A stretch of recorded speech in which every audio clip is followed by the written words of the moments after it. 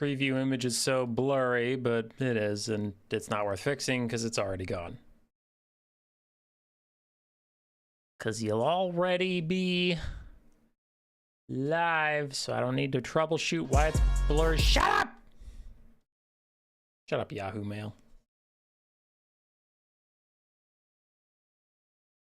Ooh, diamonds are shiny. Shiny diamonds. All right. Your image is so blurry, but it is. Sound check's done. What up, Codex?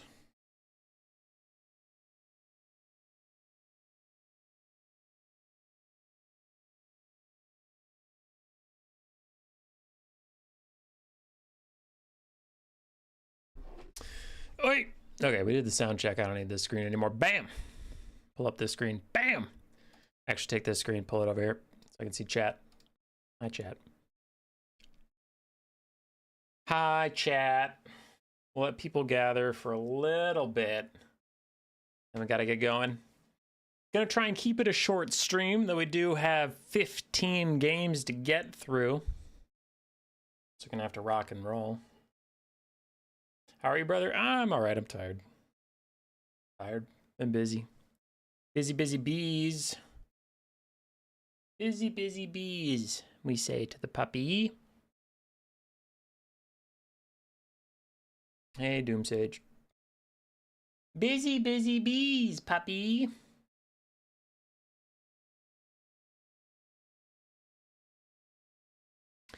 All right. Fresh Windows 11 install. Let's see if I fucked things up. Hooray, Garrett. Love Windows 11. Not really. I'm a boomer. I just like things to stay the same. I miss Windows 7.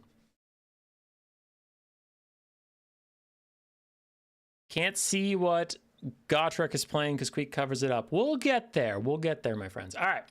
So this was an event hosted by the Phoenix King on our Discord to get some activity in the downtimes. It was hosted a little bit ago. I'm just getting around to streaming it now. So we had a bunch of people play on the ladder, and the top 16 get entered into this single faction tournament, the winner of which gets a guaranteed player slot in our upcoming faction war. So should be fun. Not every faction will be here because there's only 16 players and there's more than 16 factions.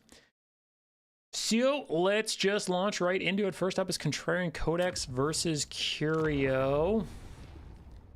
As I scroll down my giant list of things to find it. Curio versus Codex. It is Curio on the greenskins and Codex on the Vampire Coast. Wilden. Absolutely Wilden.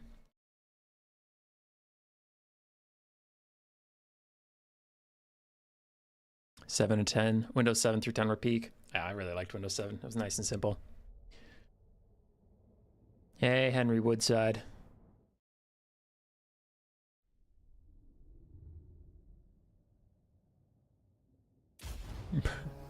Burnable, yes, yes.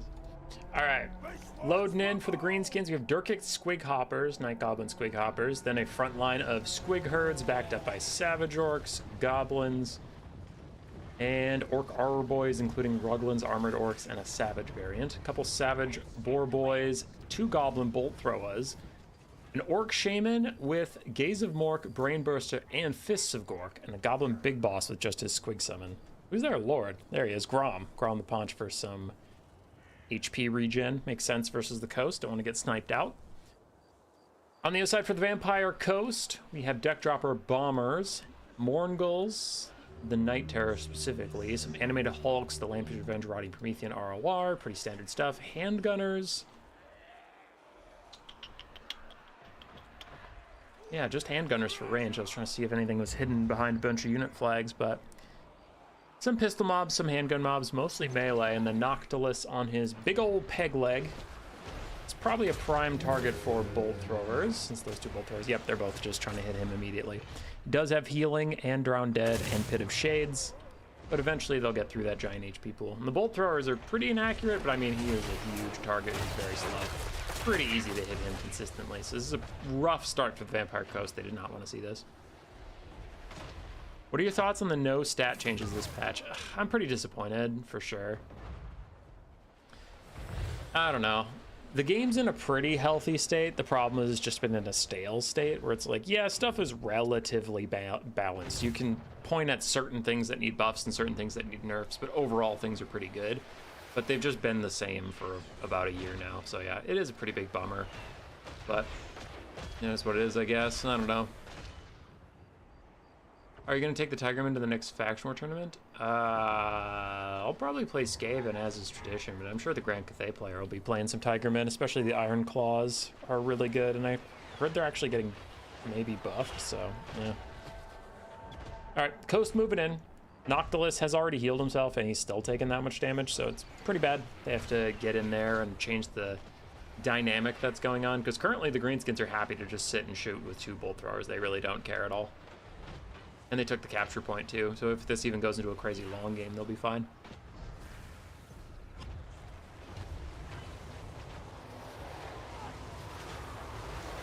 Ruglin's Armored Orcs get hit with a Pit of Shades.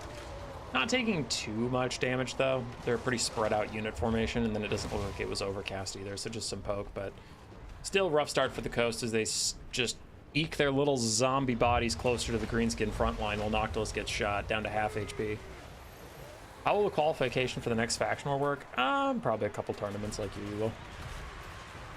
Yeah, this weekend I'm hosting some 2v2 stuff. That should be pretty fun, and then I'll focus on the Faction War. Goblins sprint into the deckhands mobs.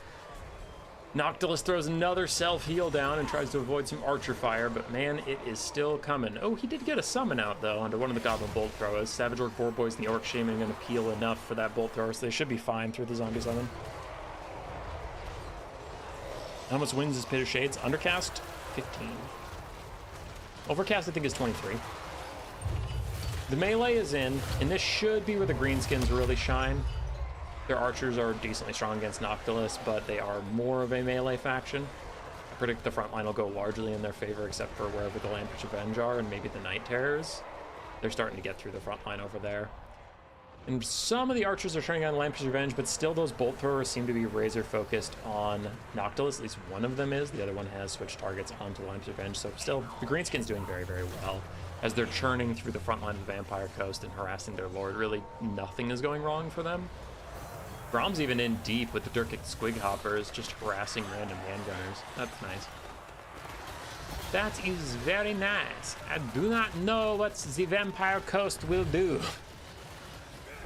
Like, I'm looking around, their infantry clearing seems a little lackluster, but then I also, like, I don't know. I don't see what they can do against the single entities either, because they're all pretty small.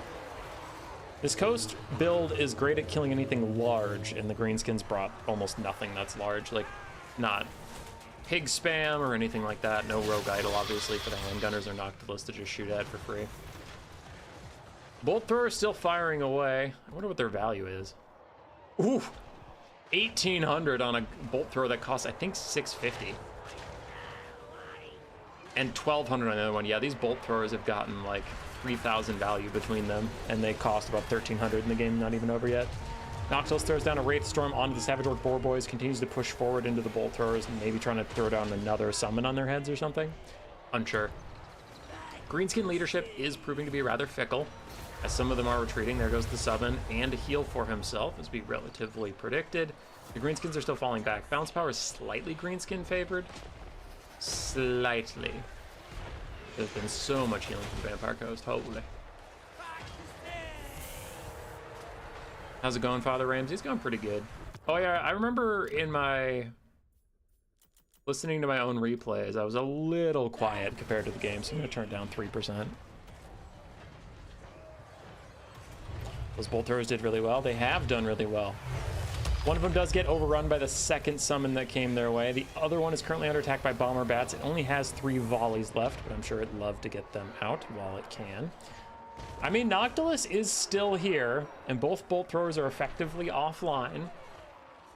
So hope is not lost yet. The Greenskins' army banners are still flashing white. Whereas we have the Lampish Revenge healing up slowly. The Night Terror is back there healing up slowly. Noctilus still firing away into the Spider Riders? Morgan's Magi Marauders, the Goblin Wolf Riders. And Grom is going to try and finish off this game. So he's charging into Noctilus, who's a piss poor duelist.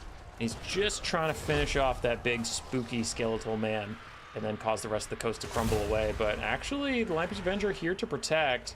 Grom's got all of his buffs popped, so he's pretty tanky for now. But the Greenskins are really lacking any backup for him. Grom and this Orc Shaman are a lot of the balance of power right now. Looking around, I guess we have some Dirkit Swighoppers and Savage Orc Boar Boys with decent HP left that do have to come back to the fight. They're currently AFK. After they killed something on the side, it seems like they were briefly forgotten, but now they get orders to come back to the fight as they are needed. Night Goblin, Big Boss, fighting it out. Have some rallying Savage Orcs and Aura Boys that also need orders to come back, so the Greenskins a little slow on their recovery orders. As a different Boar Boy charges in and dies. This Boar Boy is a little healthier, but he's going to get hit with a Raid Storm on the way in. Noctilus is going to turn and shoot him too. It's going to be a lot of shock damage that might cause their leadership to be so low they'll rout as soon as they get here. Yeah, it's looking that way. They're going to terror out on impact. Ah, there they go. Dirtkick Swighoppers, however, are immune to terror, immune to all psychology effects, so they'll be coming back. There we go. The Savage Orcs on the hills are starting to return, and Grom jumps back in as well. But we got to take out these healing large entities. Lampish Revenge and Noctilus proving to be very problematic, so the bounce power still kind of stays in that Greenskin slightly favored route. And Grom is in combat. It just doesn't look like it because this crab is pretty far from the group. But Grom is here trying to help the Swighoppers. Elsewhere, bolt thrower crews have returned, but they're nowhere near their bolt throwers. Still have some archers. We still have Morgan's Mangy Marauders. Still have that Orc Shaman. And a Night Goblin Big Boss who's actually pretty healthy, but his leadership is just absolutely awful in the middle of these Night Terrors and Animated Hulks as he fights alongside basic Goblins. They rout, and they're probably going to take him with. Yeah, there they go. Archers, Ruglin's Armored Orcs, to be specific, came back briefly, but they're here no longer. And as long as these Greenskins can fight next to Language of the Boys, they will get better leaderships. They will stay in the fight. Lampish Revenge starting to take significant damage. Close to crumbling, but not just yet. Noctilus is nearly heal capped. The balance of power once again is sitting in the Greenskins' favor, but just barely. As Savage Orcs take the fight to the zombies that remain, terror from the Night Terrors again removes them from the fight a little earlier than they would like. And where do those archers end up? There's more groups, but the Savage Orc Horror Boys shattered away. Lampish Revenge starting to crumble, which is huge for the Greenskins. Since they're so close to their heal cap, all that extra damage is just icing on the cake to finally get them off the field. We have a Pit of Shades down, but more groups seem to have dodged it off screen. They have a couple models stuck in there, but overall, they are doing okay, firing at Noctilus while they still can. Grom is healing as well. The Vampire Coast aren't the only ones with healing skin in the game. 3 models left on Lampish Revenge. Leadership is crazy low, so it does seem like they will be crumbling away no matter what. But Noctilus tries to rout the Morgrun's Mangy Marauders with his cannon shot. Not going to be the case just yet. 1 leadership keeping them in it. And that Night Goblin Big Boss is once again being harassed by the Night Terrors. I feel like this whole game has just been him haunted by those guys. Finally, the Morgrubs do rout, but Noctilus down to 2,000 HP. Now surrounded by Savage Orcs and Grom. Lampish Revenge are officially dead. And the Night Terrors probably needed to peel over towards Noctilus once the Lampish Revenge were on their way out the door. He needs some kind of bodyguard, but for now, Grom and the Savage Orcs are going to take him out, and I think that'll spell the defeat of the Vampire Coast. In a very close game, but the Greenskins are going to take it. Greenskins are going to take it.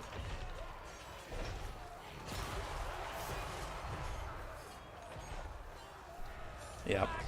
There goes Noctilus. That summon is temporary, so for real units of the Vampire Coast, we have a half-health Polearms mob, a 1/3 health Night Terror, and an Animated Hulk that is already crumbling just because it misses Noctilus so much. Greenskins also have the capture point. That's what they were doing over there. I forget to look for that. So 50 seconds left on a Greenskin capture point victory is why they did not peel off to help Noctilus, just because they couldn't. Hey, Pope Patty.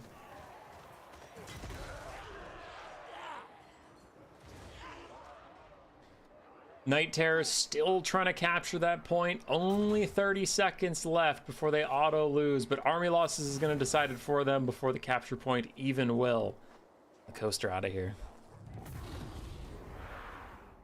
A very tight game 1, damn.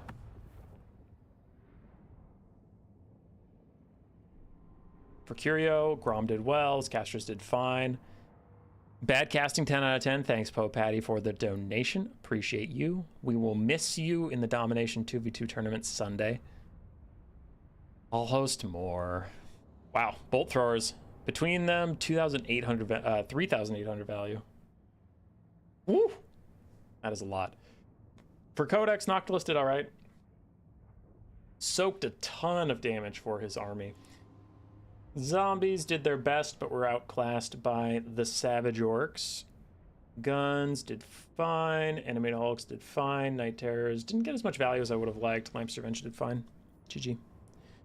Let's take you over to the bracket. And I believe if I remove this Queek head, should show that Curio won. My very high-tech, state-of-the-art bracket device. So next up is Pasha and Lenor.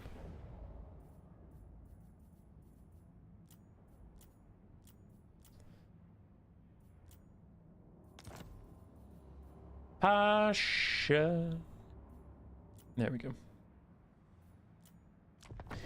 Pasha on Kislev versus Lenorm's Tzeentch. I'm gonna shift my desk back to sitting mode.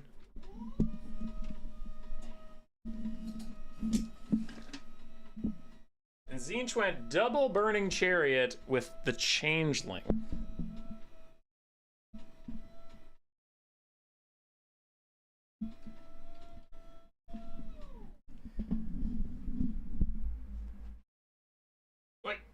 Wait. All right. Okay.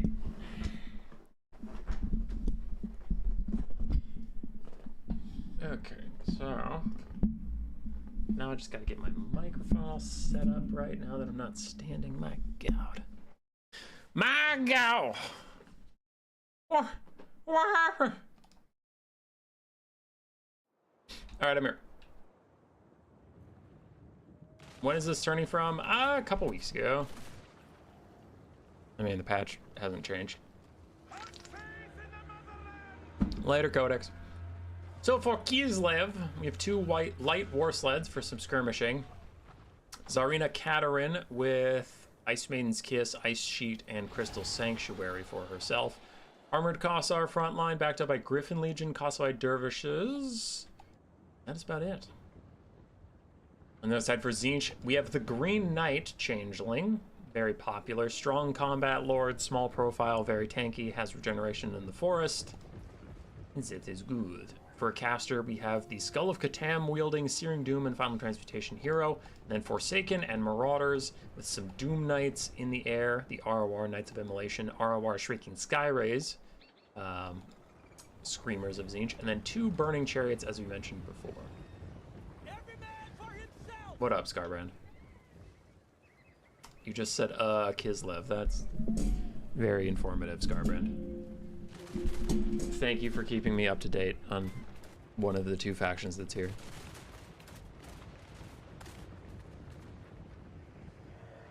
Curio kicking out Codex was a great plot twist because Codex was the best player in qualification while Curio qualified through community vote. Classic. That is just classic you.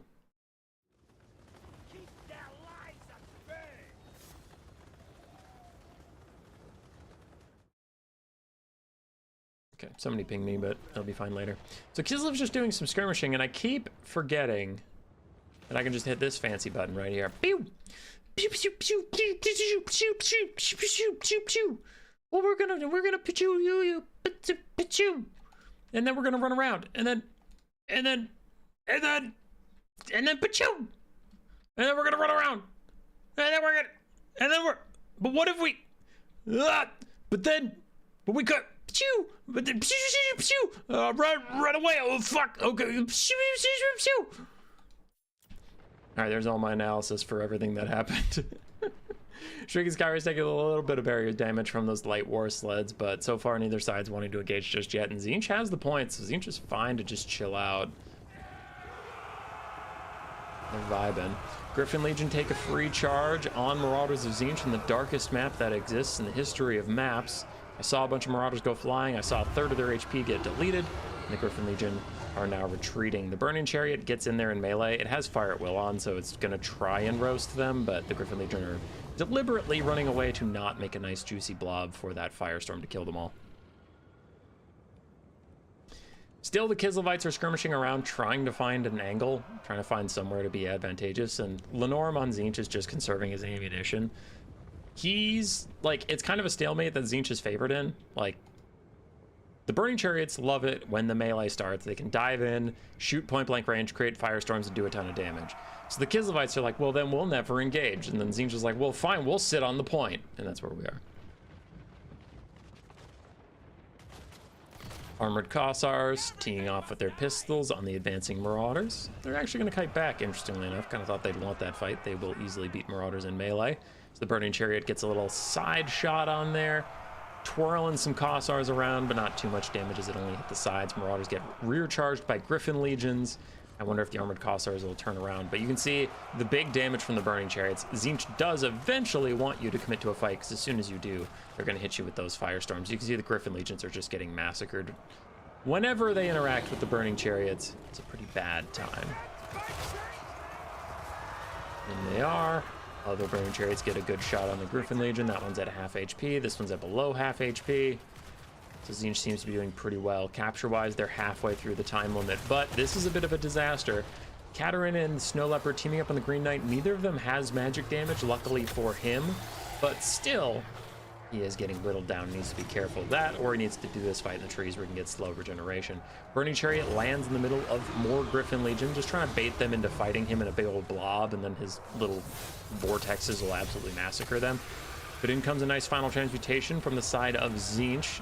Hits Zarina and her summoned pet, which gets it to run away earlier than usual. Hooray, but it is a summon, so you don't really care about the damage on it too much. Mostly going for Zarina, who did cast Crystal Sanctuary, making herself netted, but 80% damage resistance. And in the meantime, the Chaos Sorcerer of Metal got deleted, as she does out to slow everybody down. Green Knight's getting a little low. Burning Chariot of Tzeentch is still trying to peel off Griffin Legion. In comes a Bolt of Change, and I do want to keep my camera right here in case he gets that good point-blank shot we have been waiting for. But still, Crystal Sanctuary was going, so that bolt was entirely deflected. I mean, yeah, 80%, whatever, but like, it did no damage. You saw it, so. Really good Crystal Sanctuary, that sneaky tech piece really damaging what Tzeentch wants to do here. The Doom Knights have had troubles really getting involved with the game, it seems. Yeah, their damage value is quite low, so they do have to get in there and get active. Tzeentch still holds the control point for now. We're almost 2/3 of the way through the time limit, so Kislev's gonna have to hurry up and take that point if they want to win this game. Green Knight's getting pretty low. One of the Burning Chariots is getting low, the other one's at half HP. And unfortunately, it has not been able to get good shots into this blob of Griffin Legions. It just keeps firing either at the edges or randomly away. Unfortunately, if you're playing Tzeentch, a lot of his design is lore accurate and very random feeling. So sometimes if you're playing Tzeentch, you just gotta hope that the changer of ways decides you get to win today. And that is depending on what his Burning Chariots feel like actually shooting at. One of the Cossified Dervishes is entirely dead. The Knights of Immolation dove in to help the Green Knight deal with them. Balance of power is going in Kislev's favor just slightly. The infantry of Tzeentch are still doing okay health-wise, but Burning Chariots have seen better days. The Green Knight, of course, has seen better days. His caster hero is gone entirely, so Tzeentch is attritioning out. There goes one of the Burning Chariots. The other one is currently getting shot by Armored Kossars.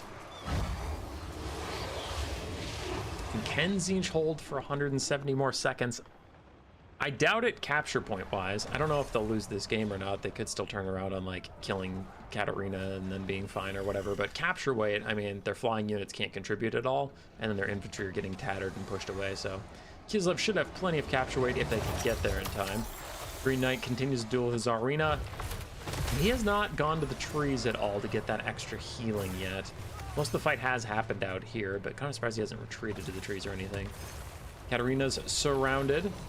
Burning Chariot, Knights of Immolation, and the Green Knight all here. Crystal Sanctuary down once more, though. 80% damage resistance as the Light Horse Leads and Armored Kossars run up to take care of the Burning Chariots. Oof.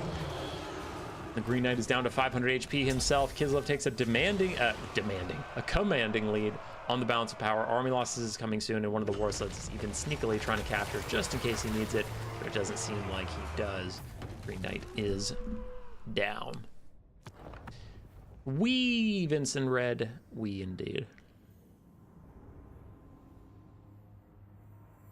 The new generic Tigerman Lord gets massive buffs when lit on fire. How does he do against Khorne's Ancient Chaos Dwarves?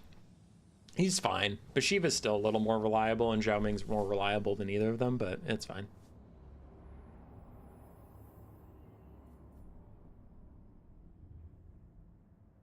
So, Armored Kossars did fine. Zarina did okay. Kossovite Dervishes struggled to get value back. Griffin Legion actually did all right, considering how much damage they were taking early on, and Light War Sleds did very well. So the Kislev build spread out its value nicely. Regala, Green Knight did fine. Infantry really struggled to get their value back. So did the Knights of Immolation. Burning Chariots both did pretty well. GG.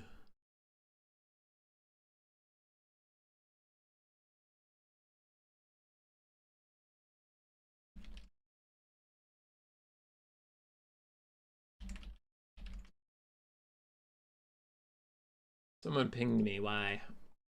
Away. Oh, Codex, that's great. I'm glad you found a rat ogre.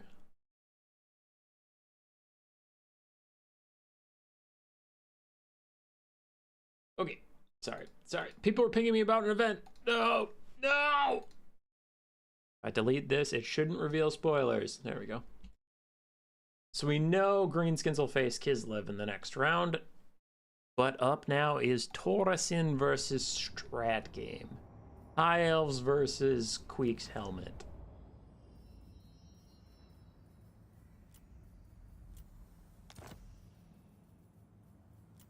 Oh, Taurusin versus Khorne. Ew, disgusting. Ew, gross. Ew. I'm excited. High Elves of the Water versus the Firebenders of Khorne. Prime, you didn't ping me. Did you guys watch The Boys finale today? I haven't watched any of The Boys. Guided by light. I haven't. You know why? Because I'm not a boy. I'm a man. A human man. Yes, yes. I watch a show called The Men. The Sweaty Men of Men Island. All right. What do we got here? 4 Taurusin's High Elves. We have Oceans 11. We have 4 Oceanids, a Sea Elemental, a Mage of Metal with just Searing Doom. We have Alariel the Radiant with Earthblood and her Heart of Averlorn. And then we have a Noble. Front line of Ship's Company, a couple archers with light armor and spearmen in the back. For Khorne, skirmish. 4 Broad Horsemen with throwing axes, a Chaos Knight of Khorne, a Blood Shrine, Scylla Anfengrim with his Mortis Engine type effect, Skull Taker with his Cloak of Skulls on the back of his little throne there for some extra healing, another Chaos Knight, and some Khorne Gores and Marauders. So a very small cavalry build from Khorne versus a very small monstrous build from the High Elves. Bye, Scarbrand. Hope you have a good sleepy time. Skull Taker gets into the Spearman, trying to avoid the Ocean Elemental, Sea Elemental, my bad, as he disrupts the archer formations and gets slow healing from the back of his scooter mount. Scylla's Mortis Engine from his Serpentine Tail is affecting all of these units that the High Elves have to be careful about blobbing this hard on top of them, as the Skirmish Cav and Chaos Knights try and find something to do. Unfortunately for the Skirmish Cav, the Oceanids have a significant fire resistance, 20% plus 20% missile plus 30% physical, so their skirmish fire is going to do nothing to Oceanids. They need to focus down. Honestly, just infantry as bad as that feels, just because the big guys aren't going to take very much damage. Sea Elemental is similar and resists. So they're doing just fine against Khorne's skirmish, but Khorne is also doing just fine with their Blood Shrines, ripping through the archers and light infantry. Really, there hasn't been too much threat on them besides the Oceanids and the Sea Elementals. Those big bodies with mass and high weapon strength are going to have to find the chariots wherever they live, and it does seem to be occurring. Skull Taker is having a bad time, fully surrounded by Oceanids and the Sea Elemental.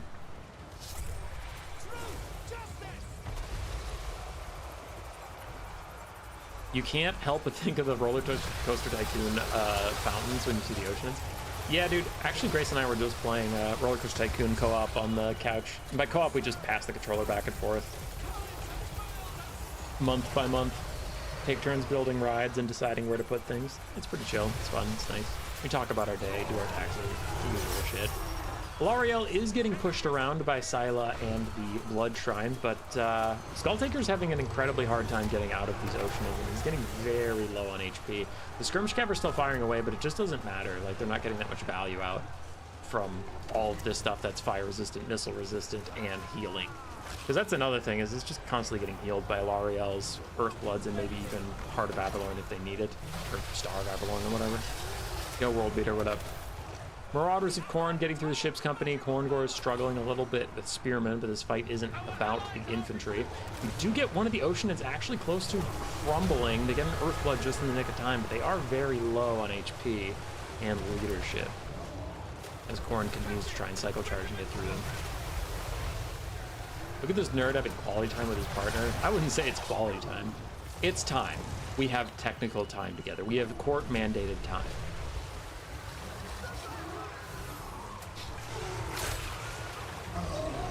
Actually, I think it's the cutest thing. Grace and I do this. We have this little ritual we do every night to make sure we stay close as a couple. It's like after dinner, you turn off the show, and you just take some time to turn to your partner, look them in the eyes, and say, "All right, I'm gonna go play League of Legends." That's what's kept us together for 34 years. Is me leaving and playing League of Legends as Scylla goes down in a pit of watery monstrosities. And there he goes. He is dead.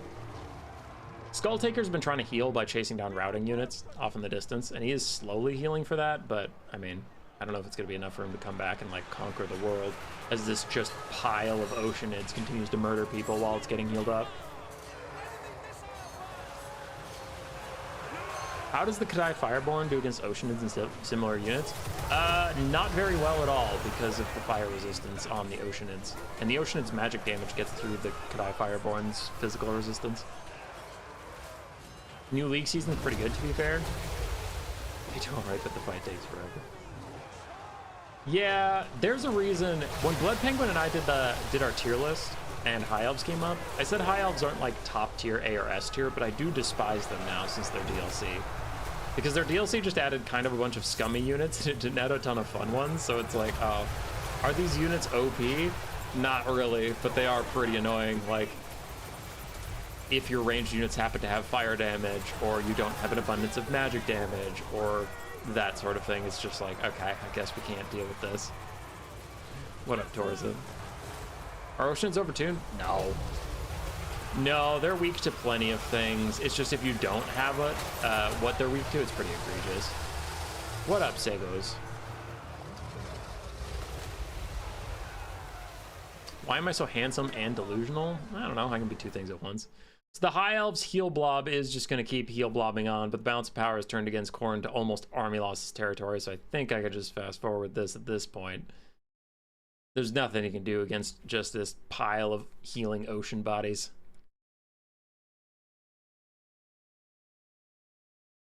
What do you mean you said they are an ARS? I forget where you put them. I thought I put them B+. I don't know. Because the High Elf DLC stuff wasn't that, like, good. Like, Sky Cutters aren't amazing. You put them in A? Alright. But Sky Cutters aren't, like, that amazing, but they are Flying Skirmish, which now you have to account for, and Flying Skirmish is one of my least favorite unit types in the game. Oceanids and Sea Elementals are good for, like, heal blobs, but that's about it. They're not really that good for rushing or whatever. If you have consistent magic damage or good range pressure, they're pretty bad, so I don't know. Could I Fireborn also do magic damage? Yes, but Oceanids have fire resistance and physical resistance. So your Kadai Fireborn get through the physical resist, but they don't get through the fire resist. How much value on the blobs? Oceanids did okay. Sea Elemental did pretty well. There's also just a lot of healing. Yeah, the infantry didn't contribute much. For Strat, I'm betting you wish he had some Minotaurs. Minotaurs would have done okay versus the Oceanids.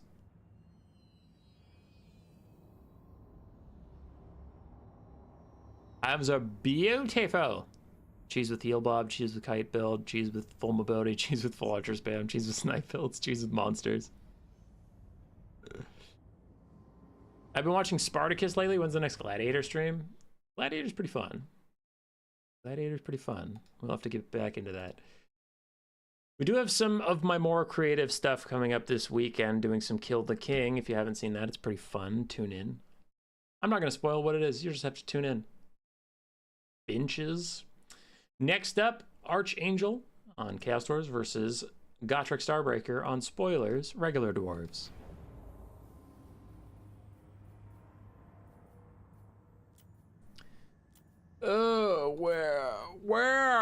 Where are you? I found you, but where's the other one? I need to delete the one I just cast because I already cast it and I don't want to keep scrolling past what I've already cast. Okay, I deleted that. Now I was just on it. Durfs versus Chaos Durfs. Yeah! Grombrindle! Let's fucking go! The days of Thoric are dead. The days of Ungrim. And Grombrindle. And also Basic Lord. How does the Dark Elves versus Demons of Chaos matchup work? It's a little tricky because Demons of Chaos don't have a lot of armored units, so the armor piercing the Dark Elves is generally wasted, unfortunately. Usually you have a lot of Blackheart Corsair Handbows, Doomfire Warlocks, Cold Knights are still okay, Dark Riders are still fine. You have that kind of stuff, and then either a Melkoth or a Soul Stealer caster. But you want some short-range, non-armor piercing skirmish, and then cav superiority usually, with a decent infantry front line of either Bleak Swords or Witch Elves, usually just Bleak Swords. So, that's fine. Do you think they will add naval battles in the End Times DLC? I don't think so, but it'd be cool if they did. If so many cheese options, most cheese build is not play cheese. Alright, we gotta focus on the game. Quit chatting. Front line of miners without blasting charges, interestingly enough. Some dwarf warriors to back them up. Iron Drakes, 2 of those. Then some Thunderers, 5 Thunderers. Double Master Engineer, both with Smoke Bomb. Then Grombrindle with his own Smoke Bomb. With his Rune Axe as well, but mostly getting it for the Smoke Bomb. And then the very far back we have 1 cannon. Interesting. On the other side for the Chaos Dwarves, we have Orc Laborer and Goblin Laborer front lines. Infernal Ironsworn and the Blazing Beards of Bazrak to get some blasting charges out. 3 Infernal Ironsworn. And then we have a Chaos Dwarf Blunderbuss, 2 Hobgoblin Bolt Throwers, 3 Hobgoblin Bolt Throwers, and a Sorcerer Prophet of Death with Fate of Buna and Spirit Leech up on his Bale Taurus. But the Dwarves are kind of just rolling through the front door right now as the Goblins have all retreated. The Orcs are even starting to break too. And it leaves just the Infernal Ironsworn to hold. That Bale Taurus is going to have to get some big plays in, but I don't know how he's going to do so against so much Daka. That's a lot of shooting. 5 Thunderers ready to turn and fire on him if he ever lands. He is coming a little close now, but I wonder if he's trying to bait. That's a Fate of Buna onto Iron Drakes. Interesting. You see Lore of Death so infrequently versus Dwarves that I actually don't know how much damage Fate of Buna is going to do to this unit. Because they have low HP and low model count, but then spell resist, so kind of tricky to game it out. 3 seconds left on the Fate of Buna. Looks like they'll survive it okay. They lose 2/3, maybe 3/4 of their HP, but their leadership is hardy enough that they'll survive. 1 of the 4 elite Chaos Dwarf infantry is already routing. Another one is very, very low. Blazing Beards of Bazrak are also low. We have 1 healthy Infernal Ironsworn left. So the Dwarves doing really well on land dealing with that. The problem might be in the air. Sorcerer Prophet of Death is still full HP, and the Thunders are not turning and firing towards him. They're just ignoring him, which, sure, I get it. You don't want to, like, waste all your time while you're getting shot elsewhere, but that could be problematic later on. Dwarven frontline is starting to take a bit of a beating. Dwarf Warriors and Miners are starting to retreat in certain places. But it's still, it feels like the Dwarves are getting everything that they wanted. You know, they brought a lot of cheap infantry, and they're slowly pushing towards those Bolt Throwers at a menacing pace. Their Thunderers are all still online. The Iron Drakes have been pretty effectively focused down. 1 is below half HP, the other one is nearly dead. But those bastards will keep coming back. Their leadership is incredibly high. So even down to 1 model, they'll continue to return to the fight. So you really do have to finish killing them off, or it's going to kind of amount to nothing. Flamethrowers hitting Orc Laborers, and that burnt debuff should get them routing for the hills. There they go. As the thundering line moves up, the Blazing Beard's about to get an absolute earful of thunder. Thunder is firing in as Grombrindle adds his body to the mix, but Dwarf Warrior is actually blocking some of the shots of their Thunderer friends. So hampering the DPS a little bit. Still, that Sorcerer Prophet of Death is trying to get something done. He's at half HP, even though nobody's really been focusing him. Oh, it's the double Master Engineer. This is kind of funny. So a Chaos Dwarf tech that I don't personally like, but I know a lot of people do. For me, it just feels kind of whatever. But they take double Infertile Castellan on foot and just use them to constantly poke with sniper rifles all game. Again, I think that makes my builds feel a little thin, so I don't personally like it. But it's funny that the dwarves co-opted that and just grabbed double Master Engineer for almost the exact same thing. And just constant flash bomb spam, which is kind of funny. But Sorcerer Prophet of Death is getting very low. The Hobgoblin bolt throwers are continuing to fire away. They're running out of ammunition. Have they gotten that much value compared to the bolt throwers in the Vampire Coast game? No, not at all. 300 value for those bolt throwers, as opposed to the green skins that were shooting at Count Noctilus that got a couple thousand. The Thunderer is still back and firing, and out of the 5 Thunderers, all 5 of them are actually still pretty darn healthy, so the Chaos Dwarves have not been able to shut them down at all. Infernal Ironsworn running in, but Flash Bomb lowers their speed to 10. Silver shields up, 125 armor, but I mean, you can only block so much. The Thunderers continue to just pick them off. Sorcerer Prophet of Death lands into other Thunderers, trying to shut them down. We do now get some focused fire. Finally, some of the infantry are deciding to just finish this guy off. They were waiting for him to land to do that, because he's a lot less good at dodging, as he just took 1,500 damage and more. He took all of it. And Archangel throws in the towel.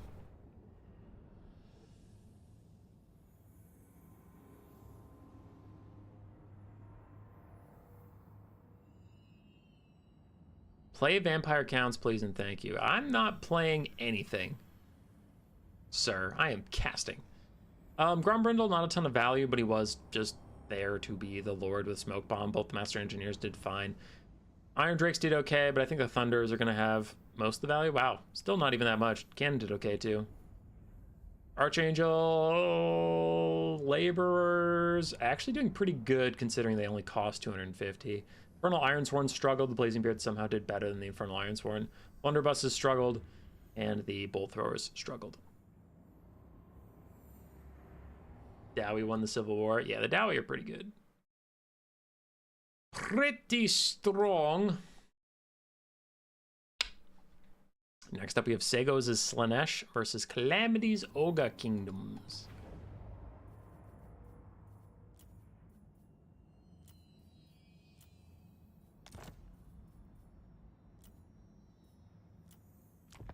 Ooh, T'Challa. T'Challa. Calamity bringing Scrag the Slaughterer. Sego's bringing T'Challa. And the Dark Elf caster guy, friend. Not caster, the hero guy. Okay. Let's do this. For the ogres, we have Scrag the Slaughterer. What did he bring? He brought just troll guts, and then his extra ingredients. A little cauldron for some more Winds of Magic. 5 Gnoblar Trappers, some piggyback riders in the back, Gnoblars in the front, ogre bulls with double weapons across the front line, and then we have the big hitters, Triple Yeti, including the Amblepeak Greybacks. Interesting. Side 4 Slaanesh, a smaller build because they're very expensive nowadays. Princes of Perfection, Devoted Marauders, Spears ROR. You know your spears are going to be good versus the ogres in almost any case. Only 2 other spearmen, though, is tricky. Double spawn of Slaanesh as well. 4 Marauder Horsemen, one of which is the Riders of the Mighty Serpent, and then a very expensive hero core of the Druchii Anointed on his Boob Snake with his Bound Soul Stealer and Hysterical Frenzy and stuff. And then we have T'Challa with her various dances. Ooh, he brought the Elixir of Damnation? God. Why? And then a Chaos Sorcerer of Slaanesh with Phantasmagoria and Slicing Shards, plus his Rod of Torment. So very, very elite hero core for Slaanesh is going to have to carry this game. Frontline fight has kicked off. Ogres currently murdering the poor little Devoted Marauders with spears, and since there's only 3 of them, actually, if you can kill those off nice and early, then this game is pretty much won. Spawn are just going to have a bad time sitting on Gnoblars and fighting Ogre Bulls, and heroes don't want to be left alone, so actually those spears are pretty critical to Slaanesh's chances of staying in this game. Trappers also getting good damage on the spawn of Slaanesh, though. Unshielded, low armor, Chaos Spawn, just getting hit with little pebbles and knives. Do not appreciate it. The ogres are going to slug their way through that front line. So the front line fight seems to be going very much the ogres' way. In the center, all three heroes are very healthy and happy, but the stuff surrounding them is not. In comes the Slicing Shards onto 2 Ogre Bowls and the Noblars, but it has such an abysmally long cast time that the Ogres manage to dodge it, and it doesn't even do that much damage when it lands. I hate that spell. I think it's a bad spell. In come the Amplepeak Greybacks, gonna beat up on the Druchii Anointed, and this is kind of what they're meant to do. ROR Monstrous Infantry, high melee attack, and weapon strength, double slows. Not meant to get away from them ever. Scrag also commits to the fight, as do Piggyback Riders. This looks pretty bad for the Slaanesh Hero Corps.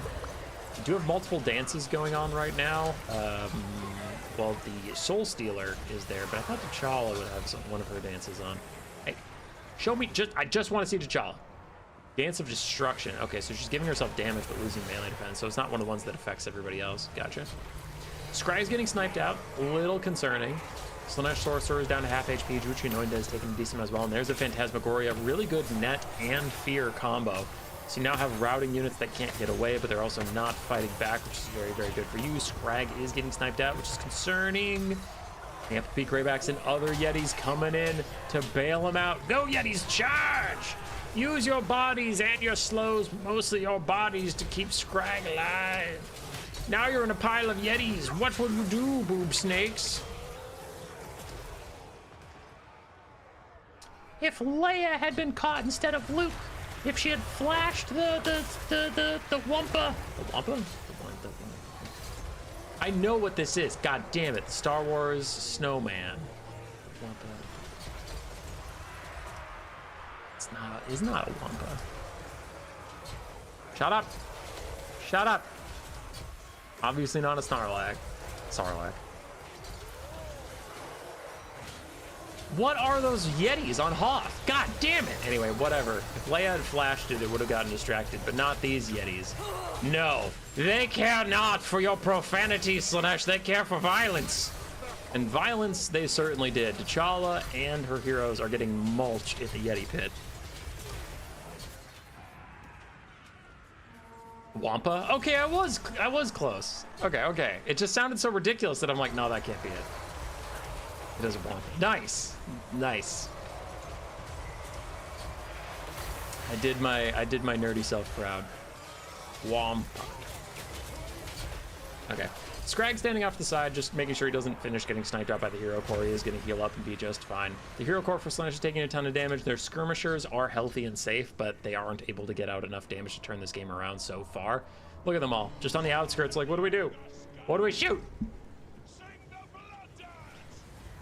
Why do I see Slaanesh so often see Slaanesh Hero Corps when they don't have any healing? I don't know. They do have very effective heroes that do a lot of damage quickly, but it is odd to see them take it when they don't have much healing.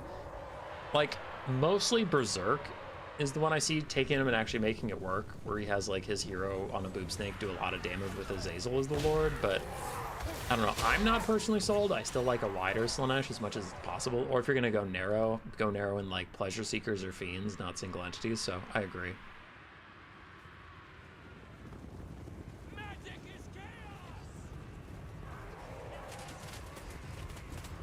David Hernando just with a no, but I'm like, no to what? No to me? No to chat? It's a big statement. You can't back up. Ogres currently hold the point. They're chilling and trying to heal up, and Seos is going to throw in the towel, deciding that 4 Skirmish Cav cannot in fact kill everything left on the map. Yetis are OP, Calamity's OP, and wow, look at the Amplepeak Greybacks, 2,650 value. Basic Ogre Bowls with dual weapons also did quite nicely. Piggyback Riders didn't do much, though they aren't supposed to. Scrag got a whopping 41 damage value, so that fight did not go great for him, but he did eventually heal it off, and he was fine. Hero Corps for Slaanesh did okay, but not amazing. Spears did okay, not amazing. Skirmish Cav did okay, not amazing.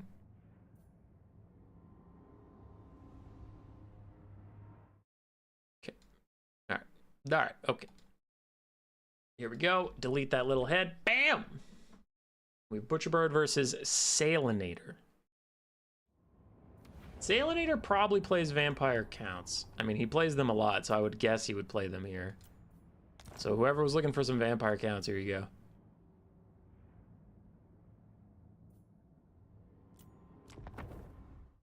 Excuse me. Booting up. triple Grail Knight. Dr. Square, I agree completely. I think you're super right. Yeti should get anti-large. I mean, they don't need anti-large. They won't without it. They won't without it. It's fine. Oh, I have a question for chat. We have a game going. One sec. Poll.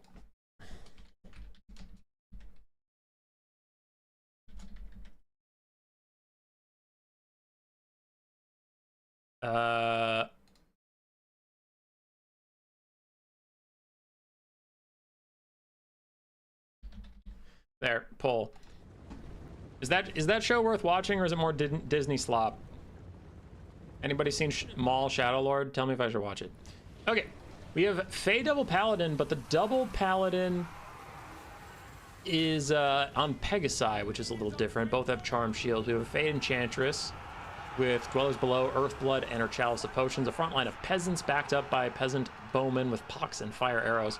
But the real meat and potatoes of this roster are these 3 Grail Knights and the Knights of Lionhearted that were brought. Darth Maul, Shadow Lord? Yeah, the new show that's out from Disney+. Is this a tournament with Bashiva? No, it's a tournament before Bashiva came out. On the other side, for the Vampire Coast, we have a Necromancer just briefly, maybe not for much longer as the archers are focusing him down. Heinrich Kemmler, a front line of Crypt Horrors, Cairn Wraiths, and Zombies, and then double Vargolf.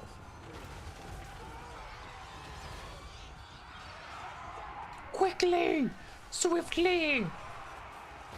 That Isabella, Will. That says that all the damn time. I random clicked the poll to get it out of the way. Oh, sorry if it's obnoxious. Didn't mean for it to be. We do have some fell bats that were trying to harass the backline, but Paladins seem to have dealt with it. The peasant front line has been killed very quickly, and now Vargolfs and Cairn Wraiths are streaming their way towards the peasants, and it's going to be up to the Grail Knights cycle charging to keep them safe. All right, we have about 50% saying trash or fine. We have about 50% saying focus idiot and 5% saying amazing. So it's so far not looking too good for Maul Shadow Lord.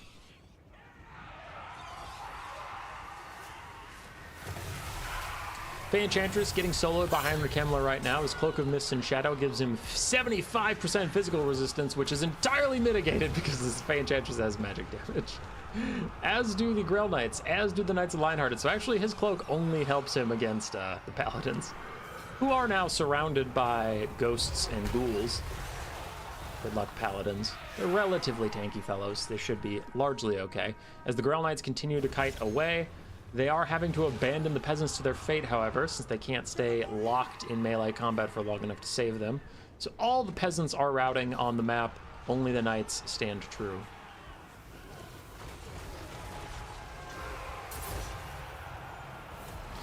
Cryptor is still fighting back against the Paladins, but the Paladins are doing pretty good against Krell. Ooh, never mind, not Krell, Kemmler, but Krell gets summoned on these Paladins that are stuck in here, and Krell is going to have a very hard time interacting with Bretonnia in normal circumstances. So this summon on him was pretty sick, and you can see immediately Butcherbird is trying to path these Paladins out of here. He just really wants to leave this fight because the zombies swamped them down and held them in place for Krell to get in and actually get some chops.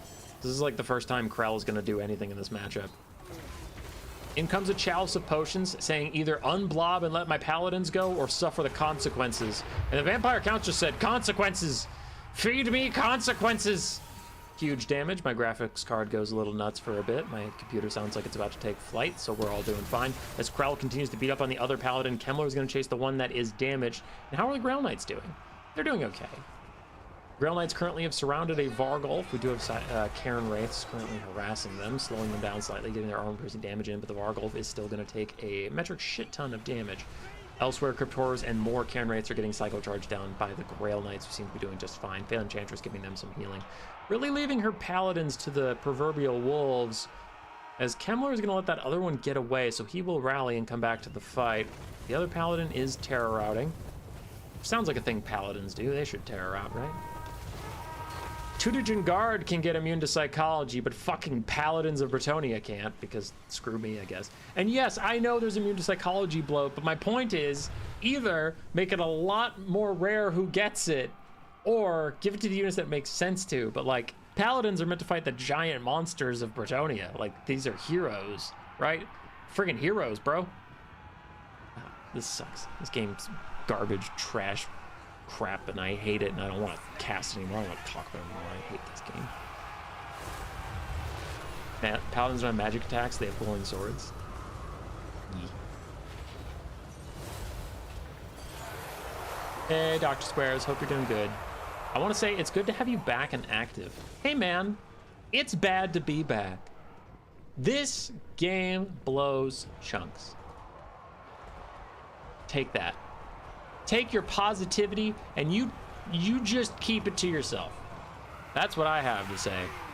I'm a nice person. No, I'm kidding. Love you, buddy. Good to be back. Fusion Guard should have Frenzy. Sure. Maybe not ITP. Give him Frenzy. Never meet your heroes.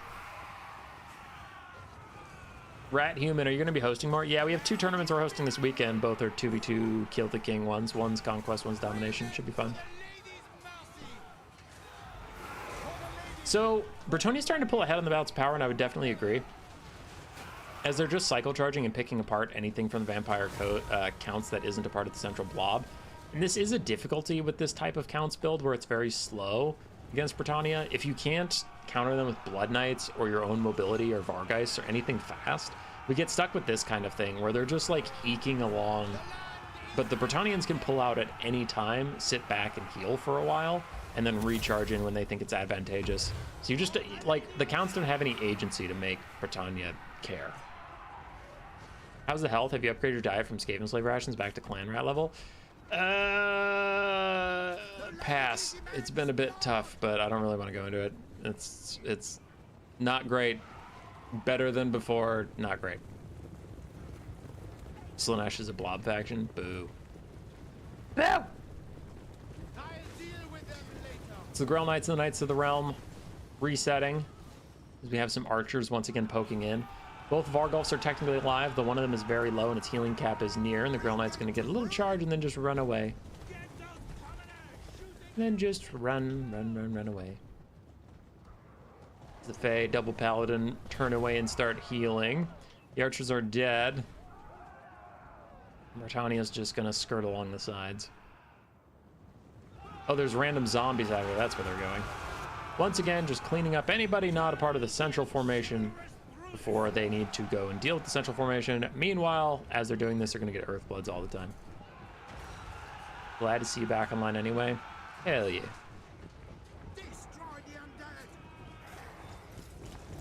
What up, Telis? How you doing? We're watching vampire counts get cooked.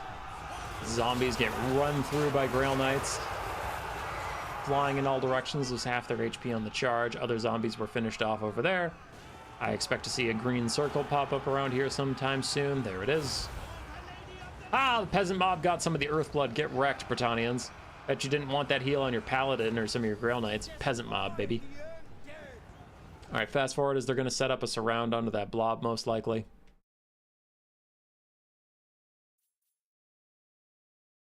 Boop. Slaanesh is a lovely faction made up of OP units, but the faction still sucks. All right. So the Grail Knights try and bait out some Cairn Wraiths.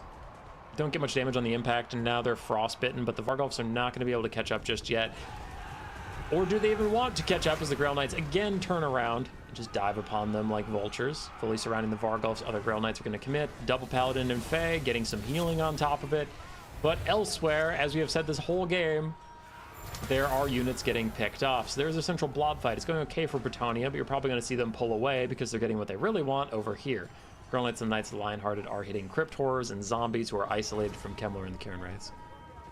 What advanced building do you recommend I build in Karazar Karak? I think the Thunder Barge building is pretty freaking strong. So whichever one eventually leads to the Thunder Barge, I forget what they're called. But it's gyrocopters in the Thunder Barge. It's OP. Shit's too strong. But if you're just trying to have fun and not trying to win, get the Hammerer building. Hammerers are the tits. Since you didn't see my Discord manager, I saw that. Ban the use of damage and healing spells on Kill the King to make it more interesting. We haven't had that much of a problem with damage spells in the past.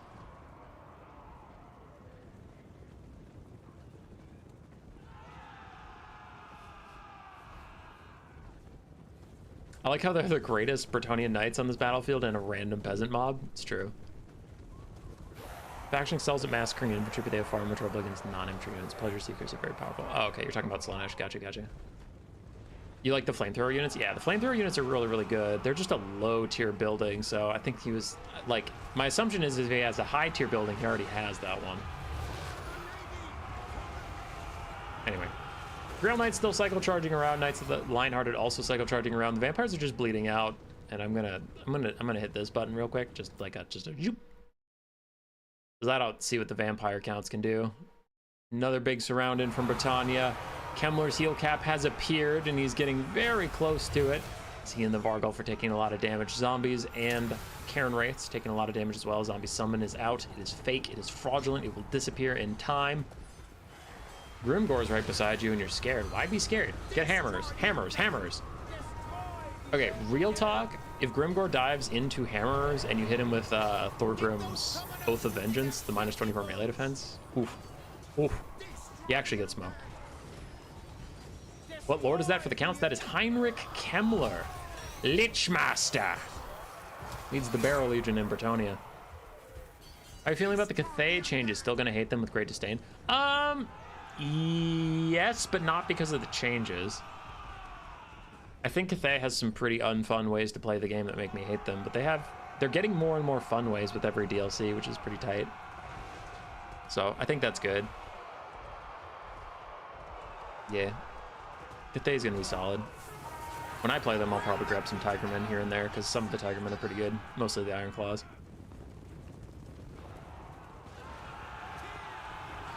What? I keep checking on chat, and I keep coming back, and nothing has happened. I feel like Britannia should have won a long time ago, and I'm like, what are we doing? This zombie is a summon, so it'll fade away in a minute. This zombie is a summon, it'll fade away in 5 seconds. So really, it's 2 heal-capped Vargulfs, a heal-capped Heinrich Kemmler, and 2 almost dead zombies versus 3 Grail Knights, the Fey double paladin. Why are we still here? How is this game not over yet? Just charge him, you can't lose. All right, big surround. The 8.0 buff Tigermen, or will they stay like the ones in your preview vid?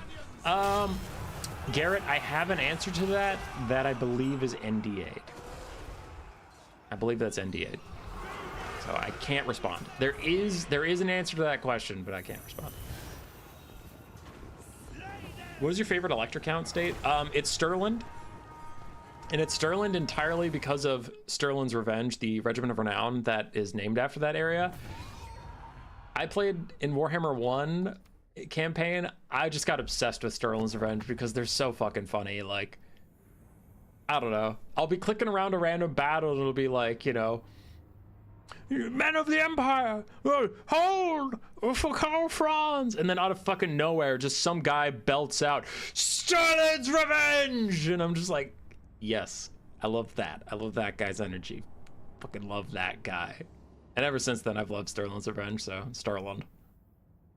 Stirland's Revenge! Every campaign, my boys Stirland just get murdered, though. Vlad usually takes him over. If I manage to save him from Vlad, Greenskins will come up from the south and take him out. And I'm just like, Stirland, can you guys, like, raise an army or do something to defend yourselves? Stirland? Wonder what sword and shield versions of Silverhelm and Dragon Princes would be like. Probably the exact same as they are now. Just sponges. They can't do any damage.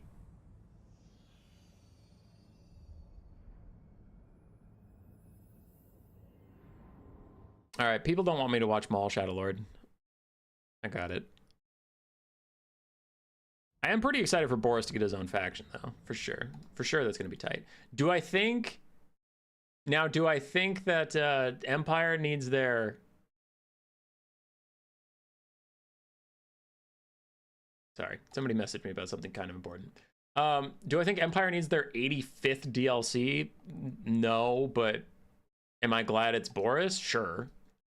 The content of the DLC look fun. It's just, I'm like, please, Tomb Kings, Vampire Counts, Vampire Coast. Please. Give them something. Dark Elves even. Something. All right, we have Flower versus NurglesPA. Everybody focus up. Focus up. We have Scaven versus, I think, Dark Elves.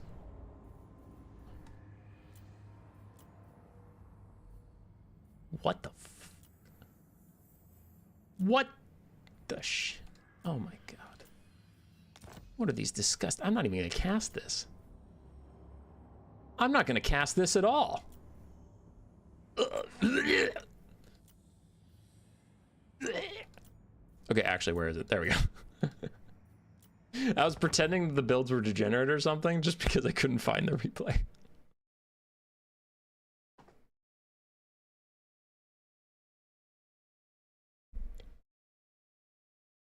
Ball Shadow Lord fell off in the last episode, though. All right, BF player, all right. NurglesPA versus Flower. Skaven versus Dark Elves. Give Nurgle anti-skirmish next DLC, I beg. Nurgle's greatest glazer. I think you might be biased here, my friend.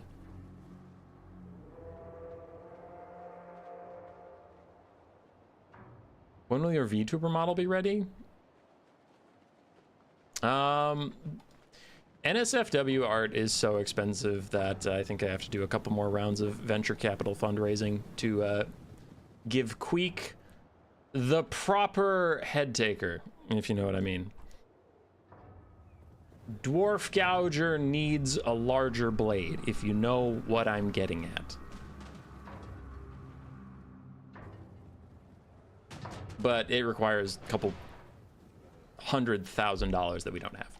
All right. For the builds, Skaven, Clan Rat Spears and Skaven Slave Spears mixed across the front line, Dwarf Thing, Menace, Doomflare, ROR, Poison Globes, Warplock Jazales, Rat Ogres in the backfield, more Clan Rat Spears, Natty Boo with Sharpshooters, ROR Jazale, a Gracier of Ruin with his Aerial Net, Storm Vermin Summon, and Warp Lightning, and then he has his Aerial Slow little scroll thingy. More Rat Ogres. On the other side, for the Dark Elves, we have a Sorceress of Death on a Manticore, very deadly source of magic, Fate of Buna, Spirit Leech, and Doom and Darkness, all very good spells against Skaven, because hippity hoppity, your Warplock Jazale is now my property. On the other side, we have Harpies, Dark Riders, 2 Scourge Runner Chariots, including the Ravagers of Karth, a bunch of Bleak Swords and Dread Spears, Dark Shards over the ridge, and that is about it. But hey, Fate of Buna straight up deleted that unit, so that's that. That's why you take that spell. Point, click, 900 gold units gone.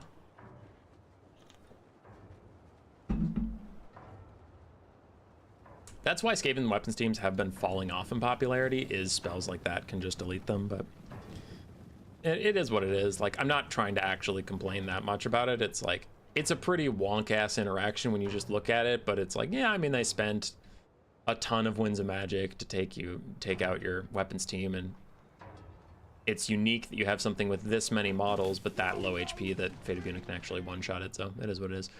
Ryan G with the $5. Opinion of Transformation Kadon for Cathay being a Celestial Lion. Best Kadon summon. It is the best Kadon summon. That is tight. That is really cool. It's something I missed in my video, and I think you, yeah, I think it maybe was you that posted in that video saying also that got changed. Like, it's just not something I knew about at all. When Sier gives us early access, and this isn't a complaint, it's just a behind the scenes. When Sier gives us early access, they don't really tell us what's in it. They just say, here's the Tigerman early access, go, and like, YouTubers have to parse through it and find any little changes they did and that stuff. So when people make content about that stuff, like, props to them for finding it. I know Great Book of Grudges is really good at that kind of thing. Like, whenever I see his content, he'll talk about something I didn't even know was in the early access that I had been working with. So yeah, no, that one slipped past me. When I saw Beastcaster, I was like, okay, it's a Beastcaster. I know all the beast spells, so I don't need to look at them. Nice net on the Crows of Cain. These Harpies do have regeneration, but only when in melee, so it looks like the Skaven want to get rid of them before they get into their backline, and then they're really hard to get rid of because the constant healing and the better melee stats and all that crap. Just wait till Storm Fiends get added. Do you think the Storm Fiends are going to be a summon on the Skaven's Lore of Beasts? Since everybody now is just getting a Shadow's Life and Beastcaster added to them at all times, Skaven's Thanquol's gonna come out, and then like 3 Thanquol's Apprentice Graciers heroes with fucking beasts, life, and shadows, and each have unique items. Ever since Kislev did it, everybody's just getting that shit now. It's so funny. Crows of Cain very close to routing off as they get netted yet another time, but the Dark Riders are going to just blow past the Grey Seer unaffected by his net as it only hits aerial units. The Dark Elves have decided that this early game is not going their way and they do need to charge, so they stopped hiding behind the hill and they are now coming over. Triple Dark Shard volleys onto one. Poor Globadier does instantly send him routing, and their second volley should finish him off and shatter him forever. As the Dwarf Thing Menace and the Scaven Slaves hold the front line, that's going just fine for them. Natty Boo Sharpshooters are running actually low on ammunition, which is a rare problem for the Scaven. They get all their ammo out. Supreme Sorceress of Death is already at half health. Cold One Knights and Dark Riders are trying to find a way in the backline, but Rat Ogres are playing defensively right now. And this has been a really good Skaven game so far. Everything's kind of just going their way. Frontline is finally starting to face some pressure as Dark Shards start to walk past it and try and get in range of the Rat Ogres, or get in range of the Dwarf Thing Menace, or get in range of the Natty Boobos. Anything to shoot that's not just Clan Rats and Skaven Slaves, but that does put them at risk of being flanked by cheap garbage at some point and getting disrupted, so a little risky. The Dark Shards have to push forward.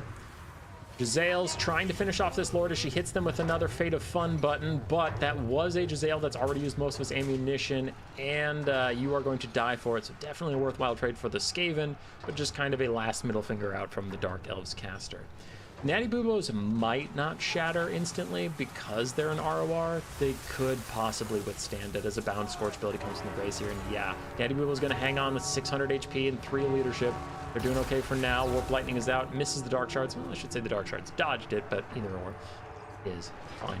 The Grey Seer really wants to just keep spamming spells, though, because of his lore passive. Oh, I didn't bring it. There's a lore passive that lowers melee attack and leadership for every time you cast that spell, which is quite nice. Dark Riders stuck fighting atop of Clan Rat Spears and fighting Rat Ogres is a horrible situation for them. Harpy's trying to kill off the last Jezzail. I mean, it's Desperation Town for the Dark Elves. You can just kind of feel it. Dwarf Thing Menace on the high ground was disrupting Dark Shards until the Scourge Runner Chariots came to their rescue. But I don't know if the Scourge Runner Chariots meant to do that, because the Dwarf Thing Menace is definitely way better in melee. I think the Scourge Runners were trying to shoot at something and then got distracted as the Dwarf Thing Menace broke out of the front line and got to them. Seems to be the play. Potentially a risk here. Now, the Skaven are very far ahead. Don't get me wrong, but the Grey Seer walking straight towards a full health Dark Shard was one way you could lose the game. If that Dark Shard got 2, maybe 3 volleys off on the Grey Seer, it could legitimately die. Their weapon strength is very high and armor piercing, and the Grey Seer doesn't actually have that much health on his bell. He has good health. He's a tanky Skaven Lord, but I mean, Dark Shards will rip you up if you're just sitting in front of them, right? Rat Ogre's still trying to peel the last of the ranged tools the Skaven have. Dwarf Thing Menace is really struggling to actually finish the job up here. I guess it is fighting a 3v1, so it's not really going to focus its damage too well, but yeah, it's taking them longer than I'd think. As the Skaven clean up the last of the Bleak Swords, the Dark Elves seem to be in disarray.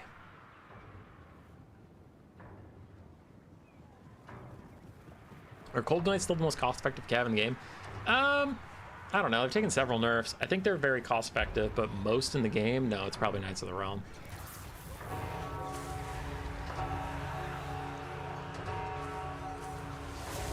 Another Bound Scorch out. The Skaven are just trying to get any damage down they can to get army losses to proc, because they really don't want to spend the rest of the game running down these Dark Elves that are kiting them and skirmishing around with all this ammunition. So they're just trying to get a quick, yep, there it is. Quick army losses by summoning Storm Vermin. You damage somebody with the explosion, and you get an elite halberd unit. It really sways the balance of power in the late game, and you can just try and force a quick army loss.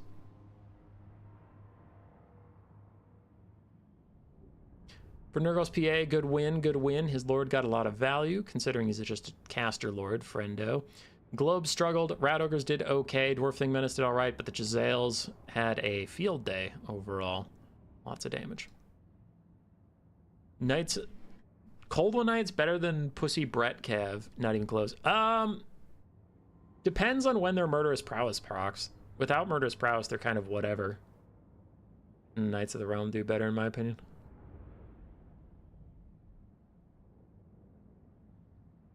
For the Dark Elves, struggle to get value, honestly.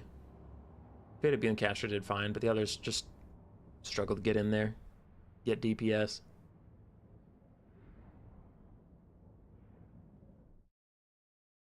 All right, Segos disagree. Okay, Segos, you disagree. You go ahead and disagree, but when your mother tells you, you should have listened to Human Boy, you know she means me.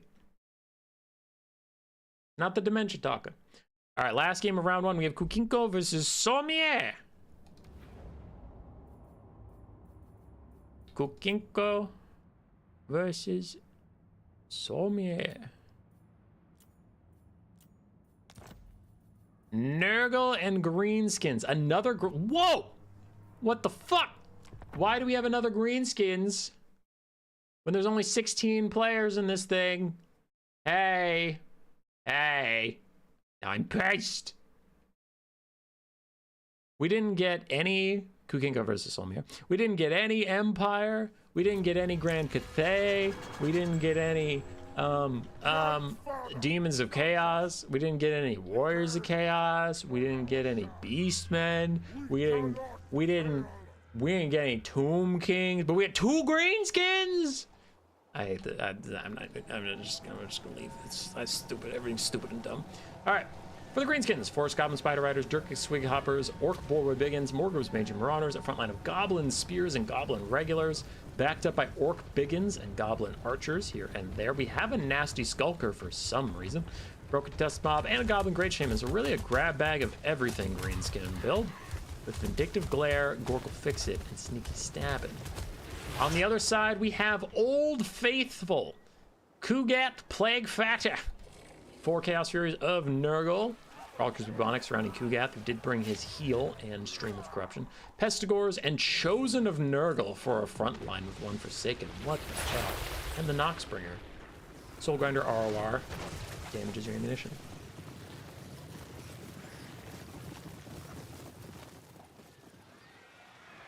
Ryan, being a generational hater.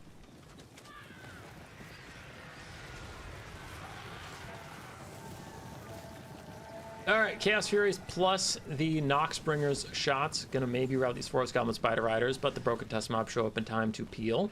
The Chaos Furies will fall back. Kugath, Plague Farter, the Farter of the Plagues.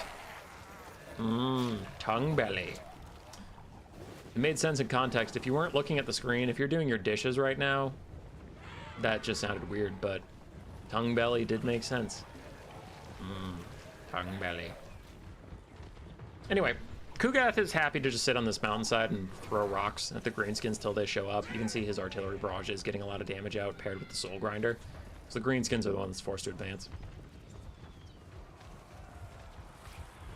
It's moving up. Forsaken gonna run downhill just slightly as the Goblin Great Shaman charges in with glorious impact damage as... he's just gonna walk sideways along the Forsaken. Okay, my bad. My mistake. Nope, that's on me. I thought something was gonna happen. That makes me an asshole. Use the space in the ocean for the biggest problem with the huge empty corner. Oh yeah, the bottom left corner of the map is what you're talking about, David? In the campaign. So Goblins losing to Chosen. Not much of a surprise there. Greenskins are gonna have to find a way to damage those Chosen, as the Durkix Swig Hoppers are actually having a pretty bad time versus even the Pestigores, which is not good.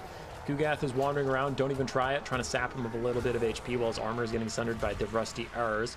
Chaos Furies of Nurgle, though, are here to surround and harass the Greenskin skirmish elements and just get rid of those archers, because Kugath is actually a very good duelist, a great Mortis Engine and artillery piece, and he's your caster, but he's insanely weak to ranged fire, and that weakness is usually why he's just never taken, is because like he's so expensive to be that crazy weak to something. But Kinko seems to have made a very good build around getting rid of any archers and then letting Kugath carry the rest of the game.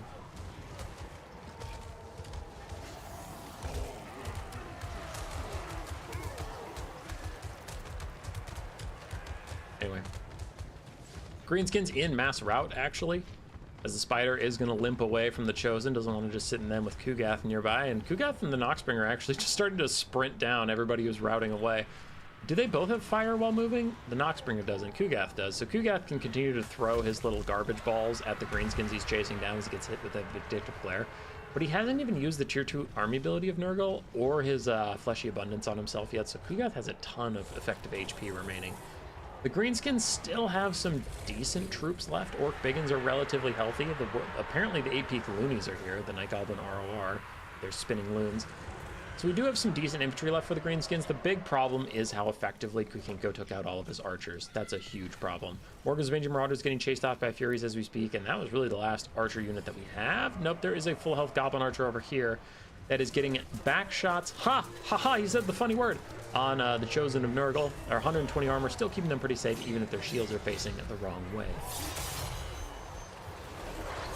Sneaky stabbing down on the Broken Tusk mob. His Cloud of Erosion and Poison really damages their ability to do too much damage, but the Ragnarok Spider is in here dueling with the Noxbringer and getting good damage out. And it chitters its legs up and down, forcing that boy back deeper into Boar Boy Biggins. But the Boar Boy Biggins are not getting that much damage as a Fleshy Abundance Overcast heals up Kugath and the Noxbringer and Chosen. Really, really good heal there from Nurgle. And a Fecundity, my God. That's insult to injury. The balance of power shifting visibly against the Greenskins as so many elite Nurgle units just get massive healing. Orc Biggins closing in to try and help out. There is one already in the fight. The other one is arriving soon. Oh wait, those are the nasty Skulkers. Go, Skulkers, go! Your only hope to kill the Chosen, Skulkers. Vindictive Glare tried to hit the Chaos Furies of Nurgle that were rear charging the Orc Boar Biggins. Boar Boy Biggins pretty lackluster in melee combat if they're not against a large unit. Only 17 melee attack because of, you know, just being tired and low base values. So Chaos Furies of Nurgle are going to be just fine picking them off, it seems. And with Kugath able to blend through the rest of the infantry that are left, Chosen at his feet to keep him safe, and the Noxbringer able to harass anything that does retreat. This is looking pretty rough, as a beautiful Spinning Loons just killed an entire Chosen unit. That's crazy value. I don't know if he even gets value for the Spinning Loons part of it, but he deserves it, because that was a lot of damage that happened just off screen. We saw it. We all saw it in our hearts. Tonguebelly!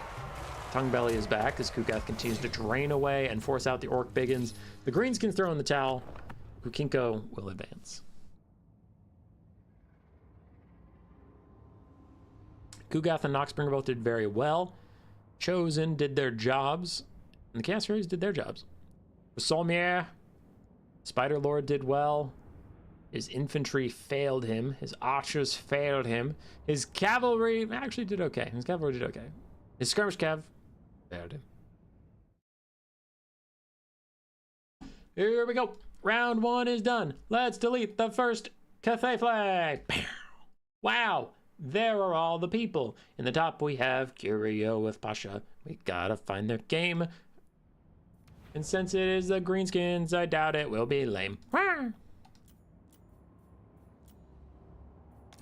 Oh, but Pasha's on Kislev. Is Kislev going to be cringe-lev? Le cringe. Let us go. Curio! On the Greenskins! That we apparently had two of for some reason. I don't understand. Pasha, repping Kislev. Got Little Grom, one of my favorite units of Warhammer 3.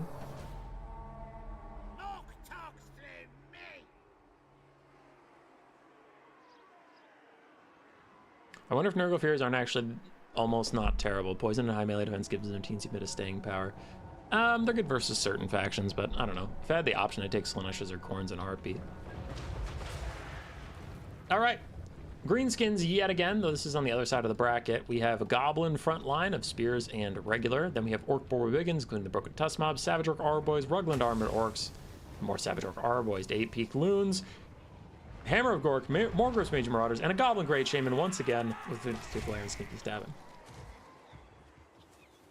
On the other side for Kislev, 2 Horse Archers, Winged Lancers, and Kossovite Dervishes across the back line. With a Little Grom, as I mentioned in the loading screen, some Armored Kossars, Kislevite Warriors, and an Ice Switch of Tempest with Hawks of Mishka and Hailstorm. Little Grom can't do shit when the Greenies got Big Grom. If only that was true. If only that was true, but they don't have Big Grom. They have Goblin Spider Boy.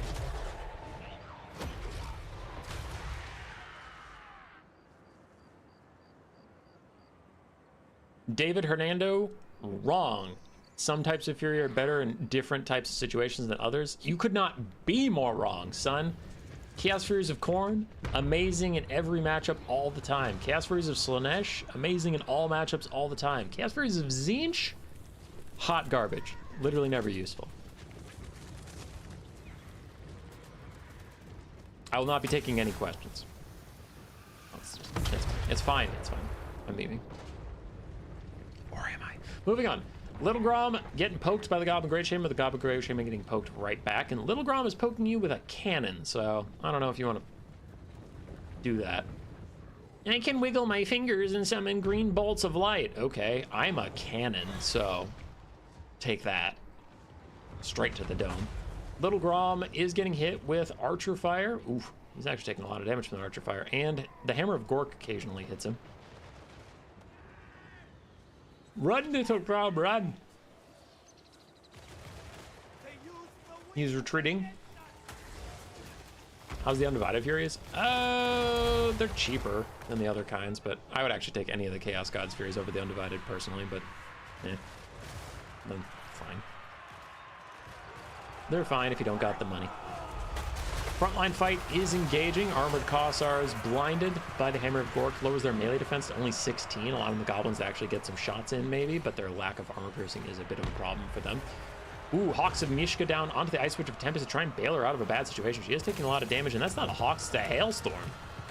Good damage for such a cheap spell.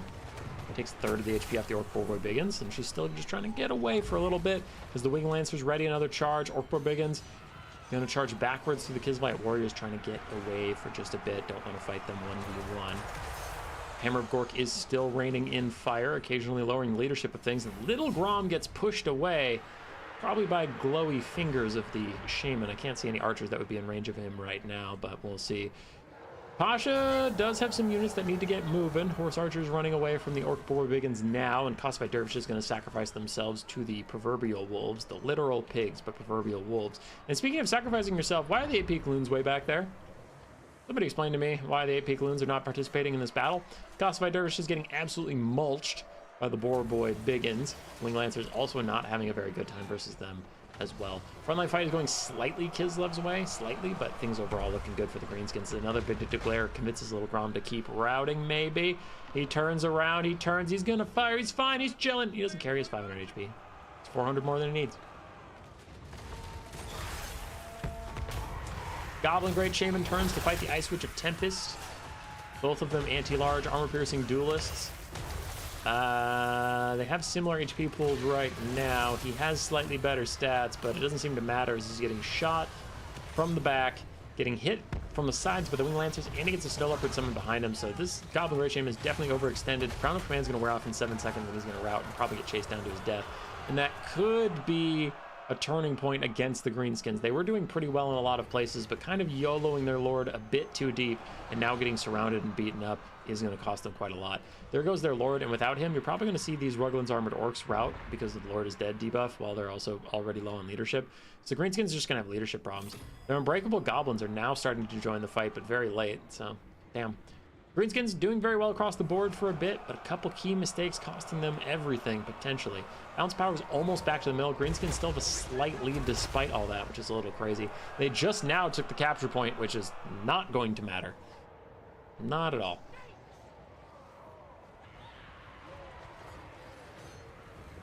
Orc Boar Biggins about to rout. Ice Witch of Tempest barely alive. Man, if the Greenskins could finish her off somehow, they would love that. But Hawks of Mishka, a deadly spell this late in the game. Greenskins already low leadership, then getting lower leadership from the Hawks and low leadership from their Lord dying. It's just too much. Those Orc Boar Biggins are trying to retreat. Spinning Loons go uphill into the Winged Lancers, doing some decent little poke damage as they're going to try and run away. Just the Spinning Loons throwing chain balls around, knocking out a couple Lancers here and there. Kislev takes a dominant lead on the balance of power. We still have 2 healthy armored Kossars to slowly walk down and pick off the Greenskins infantry. A lot of wounded cavalry that can run down their various routing forces.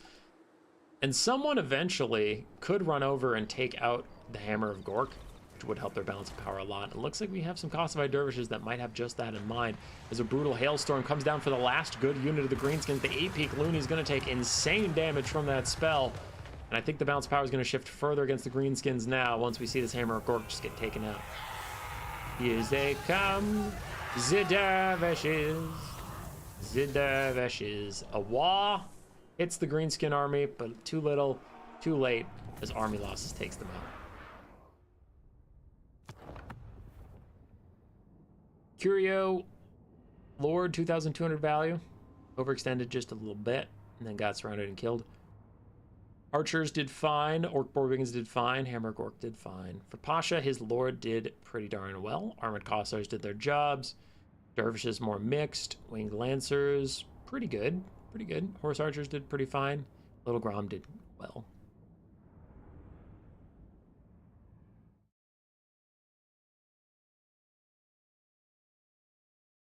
Pasha and Kislev will move on to the semifinals. Next up, we have Taurusin versus Gotrek. High Elves versus Derfs.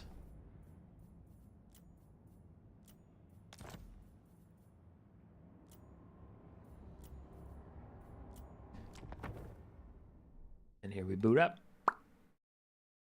Iron Drakes, Iron Drakes, Iron Drakes. I heard you like Iron Drakes. Why is that 1 RR full HP? Yeah, it seems like he forgot the 8 Picaloons back by the artillery unit. Maybe he wanted to use them to keep the artillery safe, but it seems a little expensive to do that with an ROR.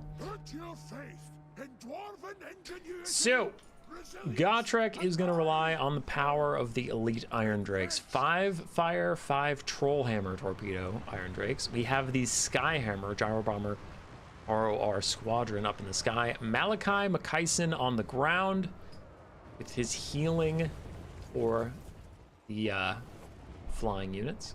And then a front line of a couple miners and dwarf warriors here and there. On the other side for Kislev, we have dervishes, things in the woods, heavy war sleds, armored Kossars with great weapons, more things in the woods, Bodinov's brawlers, Streltsy, and more war sleds. Lots of armor piercing, trying to take out the dwarves. Ice Witch of Blizzard with her Snow Leopard summon. Troll hammers are going to make mincemeat out of whatever large target comes near them first, so I will be curious to see what they turn and shoot at, whether the heavy war sleds are going to come in range or what. There are a bunch of trees that are currently blocking many of the shots that you see coming in from the dwarves. They're not happy about that. But they will be turning shortly once some of the larger targets come out of the woodwork. Vodinov's brawlers get a little shot on the miners, the blast charge, but doesn't do that much damage just yet. I don't want to zoom in and watch any of the melee combat as of late, because I want to see this. There, you can see all the red arrows. These things in the woods are about to get deleted. Ow, ow, ow. Half HP. The rest comes in. Iron Drakes try and peel off the dervishes, but big surround comes in for the dwarves, and this could be a bit of a problem. Nice job saturating multiple ranged units here. Iron Drake's taking a lot of damage. The heavy war sleds fail to get through the dwarf warriors as things in the woods rout.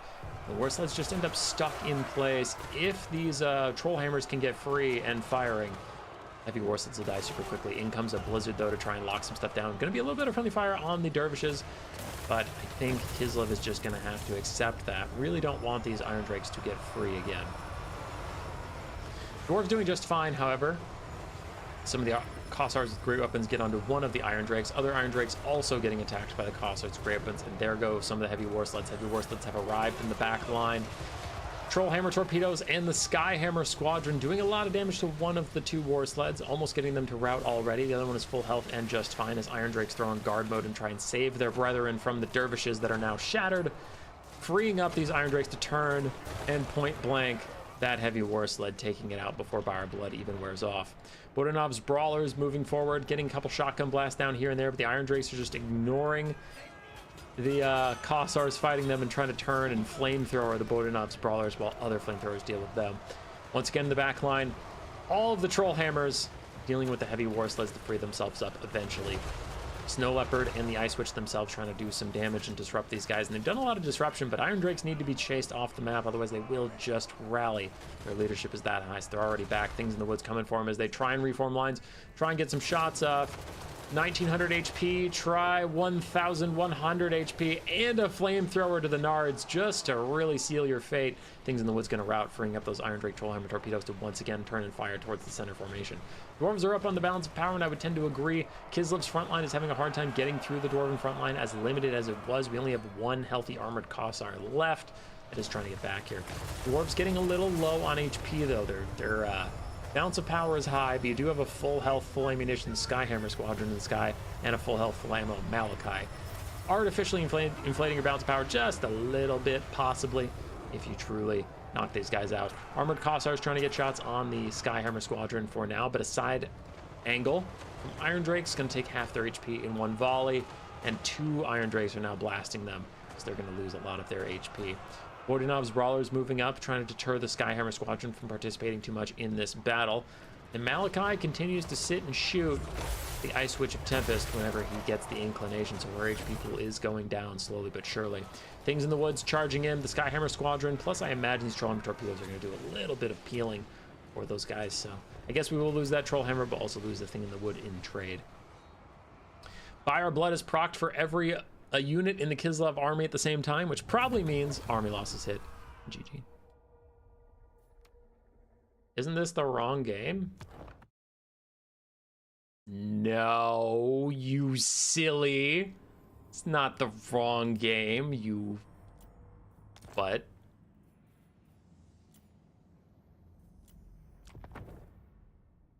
I'm casting the exact one I said I'd cast. Taurus versus Gotrek. Duh.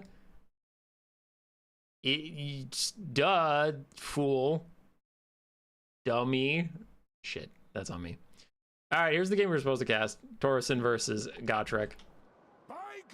So versus the High Elves, completely different build. 5 Iron Drakes, 5 Iron Drake Trollhammer Torpedoes, Malachi Vakaisen, the Skyhammer Squadron, and then Miners and Dwarf Warriors. Completely different build. So different. Wildly different. For the High Elves, we have Rangers, Lion Chariots of Krace, War Lions of Krace, Alariel the Radiant, and that is about it. Some archers too. Larry, what do you got? Larry has Tempest and Earthblood. All right, High Elves. Do you have the sauce? Kislev didn't. Maybe you do.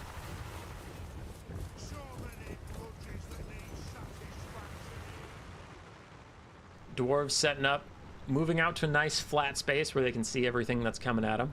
If they were on the hill, honestly, if the High Elves started to flank them while they were positioned on the hill, then their units couldn't see up the hill and shoot at them. So moving down into the central low ground is actually probably pretty smart.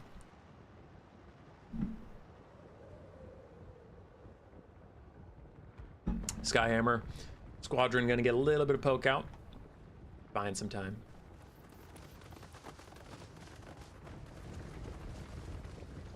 Not super worried. There's no range units out here to stop them. They just don't want to go too far in case Alariel swoops over with Tempest and get some melee attacks on them. They want to be near enough to their Trollhammer Torpedoes to dissuade that, but it doesn't hurt them to go and poke around a little bit. Just don't walk into the archers for free or anything. We're now in range. Prepare to watch White Lions die. The flames come in for them. And that is over half their HP. The other one's routing as well. Rip High Elves. Lion Chariots try to charge in, but they get kind of stuck on the Miners, and that could be a death sentence for them.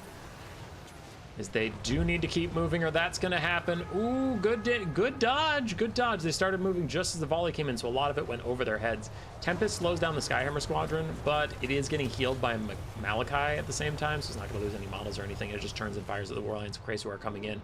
Rangers trying to get into the backfield. Lion Chariots getting in here as well. And that Lion Chariot retreating does seem a little suspect. I know it was taking some damage, but now they're all just going to turn and shoot at the only one that is in the fight. So I do think the Lion Chariots had to commit there. Don't think they could back off, unfortunately. We are going to see this other Lion Chariot pay for its brother's sins. More Lions of Krace get into the back line as well. Disrupt 2 Iron Drakes at the same time, as other Iron Drakes are going to try and turn and shoot for them, while Lariel disrupts another. It's all about disrupting, but the Dwarves throw in guard mode, and they prefer to protect their brothers over themselves. In comes a Lord Snipe attempt, though. Lariel gets back up in the sky at a crucial moment, dodging half the volley. Still almost died for the attempt, but man, it could have been so much worse if she didn't take off at that exact second. Star of Avalorn is down, but it's actually not hitting any units, it looks like. The Lions aren't saying they're getting it, so most of their model isn't actually in that. So unfortunately, a whiffed heal and big damage coming in for the White Lions and the Lion Chariots. Once again, both those units about to rout for the High Elves. Dwarves up on the balance of power, and I would very much agree. 2 archers, uncontested, still firing into the Dwarves for free is kind of nice, but 2 archers is not going to turn the whole game around.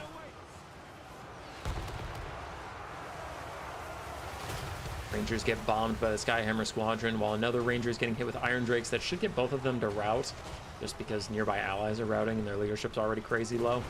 But they hold for now, which is a little surprising. Skyhammer Squadron is going to take out another Ranger as they just blast around town. And the Elves are down to pretty much just this War Lion that's healthy and in the back line, causing a bit of disruption. Other than that, the Archers are firing and doing what they can, but just so much firepower. Gotrek must really hate Elves. This is the first time he brought this build today, right? Oh yeah, first time. First time. As I accidentally cast the games out of order, you know that he fought Kislev with that build, but whoopsies. Once Larry routs, probably going to be army losses. There she goes. Oh, and the High Elves hold on for a second longer. Don't know why, but they did. Line Chariot's trying to rejoin the fight. 2 out of 4 models get hit in the face. There's army losses. So the Dwarves advance, they fight Kislev, and they advance further. So you know that they reach... Well... yeah, that would be the semifinals. So that, you know, Dwarves are in finals because I accidentally cast one of the semifinals early. That's on me. That's my bad. Gotrek and Malachi storming their way forward. Iron Drakes did very, very well. Trawler and Torpedoes did less well, but still good. Sky Squadron did nicely. Rangers struggled. White Lions of Krace struggled. Archers both did pretty well, which is nice. Chariots also struggled, and the War Lions did fine. GG's. GG's. We'll get rid of this. And I can't move the Cathay blocker just yet. Oh, I can move it down. There we go. Perfect. So, already cast Pasha accidentally. Next up, Calamity versus Butcherbird.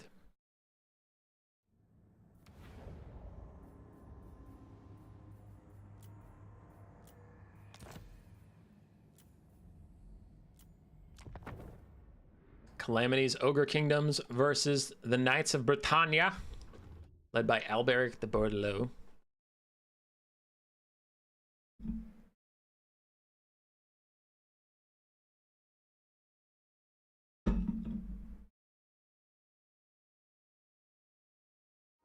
Here we go.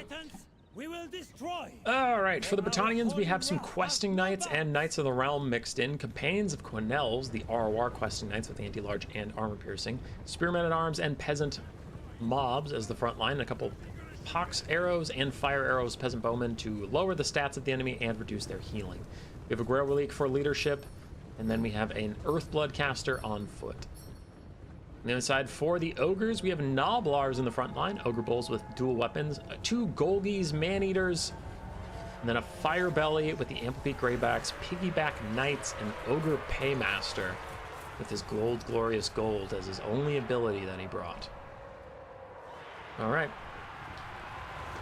Ogre Bulls dual weapons charge into Spearmen at Arms uphill a little bit ballsy, and they do get countercharged by questing knights. Those Ogre Bulls are going to take a lot of damage, but I do think we'll be seeing some counter charges from the Ogres where they can, as they're going to just crush through the front line with a burning head on top of these already very hapless peasants.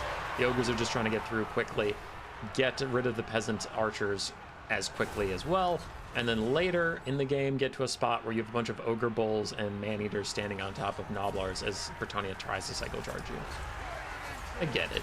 It makes sense. The Vampire Counts did it earlier, but this is Conquest, so they actually can take the point and withstand the charging, so it's pretty fine. Hives have far more arrow units, and none of them even do a tenth of that disruption. Yeah. Gyrocopters are still pretty strong. Knights of the Realm trying to get out of here as Golgies Man-Eaters crush their way through. Now, the Britannian front line did crumple like wet paper. They are already routing in several directions, but their Knights are doing largely what they want to. They are getting some decent cycle charging down. Ogre Bulls have taken a lot of damage, and we even have... No, I was going to say, is that a Man-Eater that's out here and that damage? But no. The Golgies Man-Eaters are both still healthy, so that's going well for the Ogres. MP Greybacks could be a problem, applying their double slow to these Knights, making it a little harder for them to get away. Ooh, this could be bad. The Damsel of Life also getting very low on leadership. If the Ogres can take her out, that's all the healing for Britannia gone. The Paymaster seems to realize that. He's coming over with the Fire Belly as well, so they really want to get that Damsel out while they can. Questing Knights trying to jump back in, but once again, the Amplified Greybacks are here to meet them. Hit those Knights in the face, double slow them down to 20 speed. really get a ton of damage out. So we still have one healthy man-eater. On the other side, while I was talking about the damsel getting sniped out, Companions of Cornell's teamed up with Alberic to just murder this other Golgi man-eater. Even with a meat feast, they're just not going to live, so they get knocked out. So man-eater getting traded for the Damsel of Life is a good trade for the ogres if they finish her off, but they need to commit someone to walking her off the map. As much as it sucks, it can be really hard to kill a foot character, but you can't let her come back, otherwise all your effort's wasted. Firebelly runs in, gets a good shot. Route off the peasant mobs as well. Britannia's cleaning up anybody that isn't a part of the main force right now. These Noblars and piggyback riders are going to have to probably form a coalition and hang together as a burning head goes through the archers that are trying to just snipe out the ogres while they can. Damsel's pretty low on HP, still routing a little bit, but damage is hard to find on her foot characters. Still pretty hard to kill.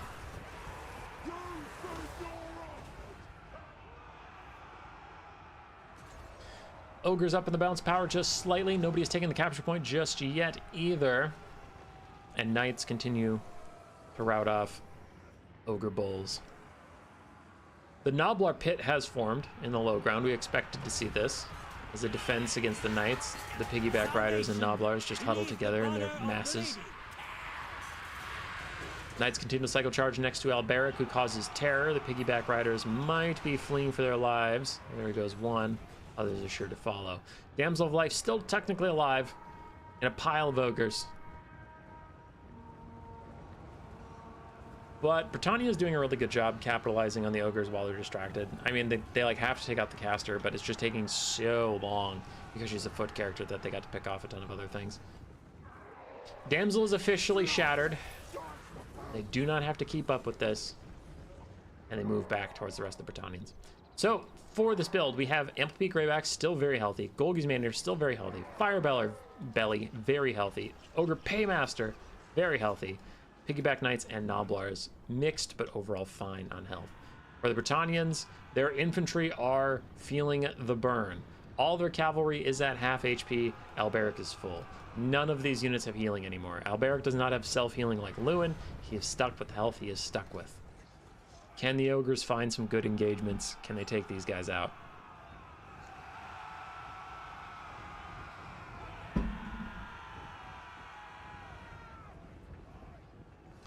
Man-eaters charging down into the gully.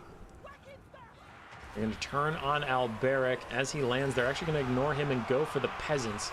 Wanted to get a good charge onto those guys before they got countercharged by the spears or the questing knights or something. Alberic does give everybody in this blob extra melee attack and bonus versus large, I believe. Yeah, bonus versus large in leadership. Burning Head is out, trying to disrupt the peasants and get rid of them as the knights charge in. Questing knights taking a lot of damage. Knights of the Realm taking damage as they start to retreat. Golgi's Man-Eaters and the Yeti's going to get some hits on them as they go, and anybody who enters this pile-up is getting slowed by the Yeti's aura, even if the Yetis don't turn and attack them. If they attack them, it's much worse. But Britannians have a decent position of several archers staying safe and happy, firing into the ogres as they please. The Companions of Cornell's charge in to try and stop the advance, but this does put them at danger now of being frostbitten and chased down. So the archers are happy to keep shooting in, but the ogres are getting some decent shots out of the knights whenever they charge.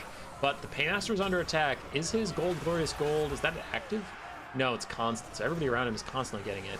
I mean, there's no big burst of damage to come in from him or anything. Alberic is hitting attack after attack on the Ogre Paymaster, who is now surrounded by knights and taking a ton of damage. No heal for him just yet. Meat Feast was used on a Golgi Man-Eater earlier that we saw.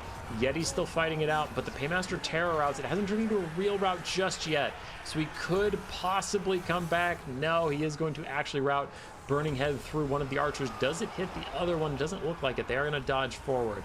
So getting rid of some of those guys. Britannia pulls ahead on the balance of power. Terror is taken out. All of the Ogre's units. Now it's just the Man-Eaters, the Firebelly, and the Yetis. They're so low on leadership. They're so low. There go the Man-Eaters. There go the Yetis. And that's going to be army losses as just a Firebelly cannot hold back the tide of Britannia.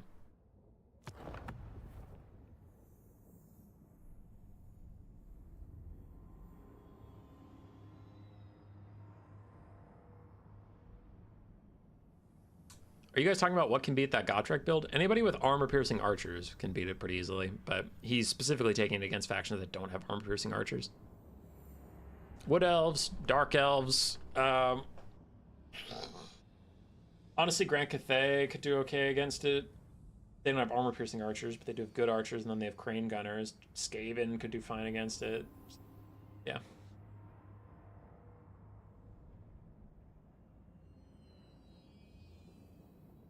Calamity did well,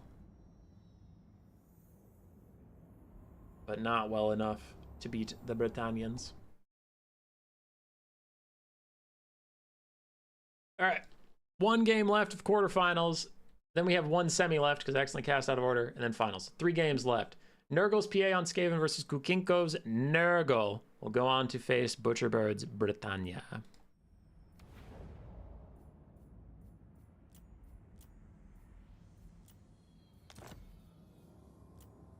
Scaven versus Nurgle. Boot it up. 3 games left. We can do it, chat. Hi, Tactical Glitch. How you doing?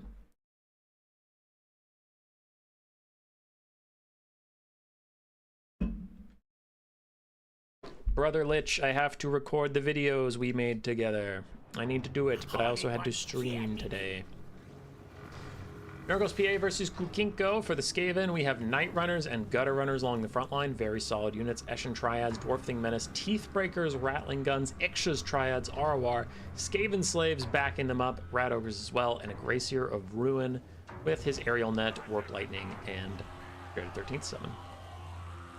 On the other side for Nurgle, a front line of Nurglings backed up by Forsaken and Plague Toads, a Sorcerer of Death. Why Death? Just take Rancid Visitation. It's the best spell versus the Skaven, bar none. Some Bile Trolls for their extra leadership debuff, and then Chaos Warhounds with Poison. Neat. The Deathcaster is fine, but you could just have Rancid Visitations. It's the best spell versus Skaven. Teethbreakers firing into the Plague Toads where they can. They are occasionally getting obstructed by the fight happening literally right in front of them. Down comes some kind of spell. Doom and Darkness Overcast to get the Rat Ogres and Skaven Slaves to hopefully rout. But it doesn't work as Unholy Clamor is going to counter it. Plus 16, minus 16 cancels out to nothing as the Rat Ogres will hold for now. Aerial Net locks down Chaos Furies on their way in as the Gutter Runners just finished them off, and now the Teethbreakers are going to fall back under the watchful eye of the Gutter Runners. In comes a Scorch Bound ability, going to hit 2 infantry units, Nurglings and Forsaken, but not too crazy much damage. In come the dogs, and Gutter Runners are just going to fight them in melee most likely. Nurgle is down in the bounce power, and I would definitely agree as Skaven are getting everything they want in the early game as Night Runners continue to kite back and get damage out on the hapless Plague Toads and Bile Trolls of Nurgle. Nurgling is getting close to Demonic Instability crumbling as a Warp Lightning is going to hit. No, that's a dreaded 13th. My word, my goodness. Say goodbye to the Nurglings. Plague Toads are going to follow soon if they don't bail away from that summon. Nurgle, debatably losing the front line is pretty rough because they need to win the front line, then get on the back line and shut them down. They're not even winning the front line. Gutter Runners and Night Runners falling back where they can, otherwise holding position and just fighting the Bile Trolls to give the Teethbreakers some space. But some Plague Toads did get back here and are disrupting the Rattling Guns, just hopping around on them. Super close to Demonic Instability crumbling, so the Teethbreakers will be free to shoot again soon. And that Deathcaster is wondering where he went wrong in his life that he ended up fighting Skaven in the middle of the desert. Only 100 value for him. He has been casting Doom and Darknesses, so it's not like we're really expecting too much damage out. Ixa's Triads get hit with a Fate of Buna. That's probably going to finish them off. Oof. Oof. Oof, says I. But the Teethbreakers are back, and they are firing. Bile Trolls taking a lot of damage on their way in. Down to half HP. 4 leadership. Bumps it up to 26 as they turn. And charge right in, but Teethbreakers getting another shot on them as the Dwarfing Menace comes in side, and that should be the end of those Bile Trolls. They should be routing off pretty quickly here. All sorts of Skaven shooting coming in to support as the Dwarfing Menace is going to run in on the Nurgle caster. There's a Doom and Darkness. Doom and Darkness might take out the Night Runners. Those are the Night Runners that are perfectly fine with this, however, and Rat Ogres are just chilling. Gracier throws out a... Yep, just a Scorch. I heard the bell tolling, but it's not the actual bell toll. The Unholy Clamor that can give you leadership, so it's fine. We have some Skaven units in the distance that do need to return to the main fight. They're getting a little willy-nilly and distracted as the Teethbreakers and Night Runners try and turn and fire on the enemy Lord. Just trying to get damage out on them while they can. Trying to get that balance of power lower so they can just army loss it and be done. Skaven don't generally like a late-game grind fest. There's the Unholy Clamor to keep the Skaven in the fight. The dogs get routing. Teethbreaker's trying to reform lines so they can turn and shoot, but they're not going to just yet. The Chaos Sorcerer Lord decides the only way he can try and win this is sniping out the Scaven leadership. On his Rot Beast, he has really solid combat stats. He does have Bile Trolls nearby for a little bit of support. So he is going to get decent damage on the Grey Seer. In comes a Dread 13 summon that might just tip the scales into the army losses territory, though. Very close to army losses, and we just got an elite Skaven Halberd that is on the scene. It's fraudulent, but it is here. Bile Trolls routing. Nurgling's demonic instability crumbling. Everything ticks closer to a balance of power loss, but the Nurgle War just wants to hit the Skaven guy in the face. He's like, we can do this. Hold in there. Just let me Lord snipe. I don't know if he can do it from just Lord sniping. No, it doesn't look like he can, but yeah.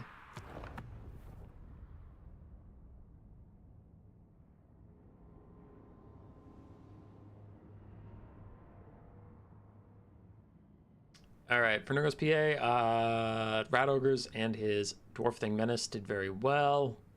Night Runners did pretty darn well. Gutter Runners did fine. Teethbreakers did fine. For Kinko, it was a toughie. His Lord got decent value, 1,300, off of one Fate of Buna and then some melee attacks. But Forsaken struggled a bit, Dog struggled a bit, Furies struggled, Plague Tuds did okay, Bile Trolls struggled considering their high price point. GG.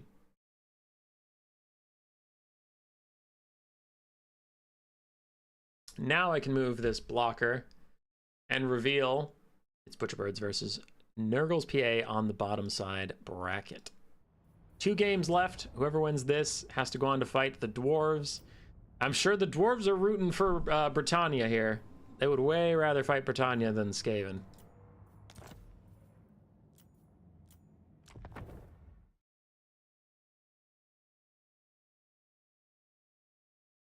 Look at that viewer point. What happened? What viewer point? What's going on? Britannia versus Scaven.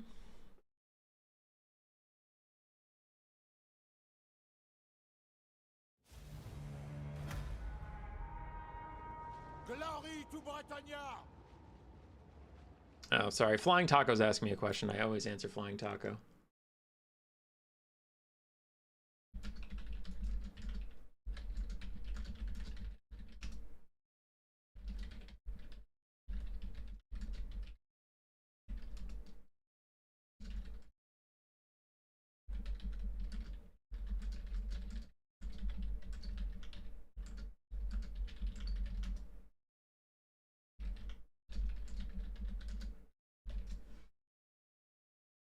Okay, I had to answer Taco. You have to. You can't just ignore Taco. Your account. Oh, up in the 80s. Yeah. Yeah, we're popular sometimes. All right, Scaven Britannia. Let's get into semifinal number 2. Second last game of the tournament. Winner of the whole tournament gets a guaranteed spot in the faction war. So let's focus, people. We have a Flying Paladin with no abilities. And then Lewin with actually like most of his. Stand your ground, Lion Shield, and the Sword of Groan. Healing caster on the ground with just Earthblood. Peasant mob front line backed up by a bunch of peasant bowmen. Then we have Knights of the Realm, Knights Errant ROR, more Knights of the Realm, and more Knights Errant. So spamming out the cheapest knights you can just to get more mass and armor. On the other side, for the Skaven, we have Skaven Slave front lines, the Dwarf Thing Menace, Skaven Slave Slingers, Clan Rat Spears, and then Storm Vermin Halberds in the back line with Ikit Claw and his Flensing Ruin, which we haven't seen Ikit Claw all day. Bye, Garrett. Hope you have a good night. Leaving us right when we're about done. Knights charging straight through the front line are butchering Skaven slaves, but peasant mobs are also routing, so both sides just brought garbage tier infantry, so neither side can really stand and fight for very long. Ikit's gonna roll through some of the knights and harass them. Push them off as he casts a Scorch down the line of peasant bowmen, deleting one almost entirely and forcing it to run away, but the paladin has now landed on him. And wow, Ikit's actually just kicking his ass in melee too. Got a lucky couple hits on him right when he landed, so that just looks funny. Looks like Ikit's doing everything. Earthblood has already been cast out on some of the archers to keep them in it. Rat Ogres trying to help out the Dwarf Thing Menace, which have been pushed away as Knights of the Realm are taking a lot of damage and going to get knocked out themselves, but Lewin is still here. providing terror and spookiness. And these storm vermin are going to have to eventually move up because they're currently defending the backfield against nothing. I know that like they need their presence there so that the Scaven Slave Slingers don't just get run over by knights, but honestly, actually, yeah, they're Scaven Slave Slingers, fuck them. We need these halberds in the front bump and grind. Rat Ogre's still trying to hold their ground as Slingers get a little bit of damage out here and there. Pit Fighters of Hell's Deep going to get charged by Knights of the Realm, and that is really bad. Rat Ogres are super weak to Knights of the Realm. So I got to see the Storm Vermin getting more active. Ikit is going to fight Lewin for a little bit. Lion's Shield is out, giving him spell resistance. I do not hope we get a Flensing Ruin while that is active. He's going to need to wait for that to fade before he casts that spell. Pit Fighters rampaging towards Lewin, but Lewin takes off, leaving the Pit Fighters weirdly frustrated, and they turn back towards the front line because their rampage takes them towards the nearest target within a certain distance. Pit Fighters rear charged by Lewin and frontal charged by the defenders of the Fleur de Lis. Bad time for the Pit Fighters. They will be retreating. Throt will not be happy when he hears a report of their performance. Storm Vermin with Halberds still yet to enter the fight. And they're gonna have to do something about it. Flensing Ruin overcast onto Lewin, as the damsel is gonna get away from him, so he just takes the damage all alone. Does have self-healing, does not have his spell shield up right now. Paladin lands on Ikit once again, trying to get a little bit of damage out. Ikit seems more than happy to take this duel for now, though. Forces the Paladin to run away. Easy peasy lemon squeezy. Wolf Rats running, getting picked off, and there are some Storm Vermin Halberds off in no man's land that I think Britannia is going to want to take advantage of before they get back to the main Skaven force. For the Skaven, we do have a lot of slingers left, but they're just Skaven Slave Slingers. Rat Ogres are super tattered. We have some healthy halberds here and there. Ikit Claw's still half HP, but yeah, both sides feeling pretty bloodied up. Yeah, there's the sandwich on those Storm Vermin. Ikit Claw's gonna get one little shot down. It's mostly, okay, it got through. It hit the ground, so I thought it was done, and then it smoked the Knights of the Realm anyway, so really good damage onto them. As Ikit holds the line for now. Archers have reformed ranks, and they are firing into the Skaven. Storm Vermin, good targets. They are armored, but unshielded, and you gotta kill them eventually. Skaven Slave Slingers are also okay targets. Finishing off the Rat Ogres is fine, so yeah. I don't think there's too many bad targets for the Archers. They just want to be shooting.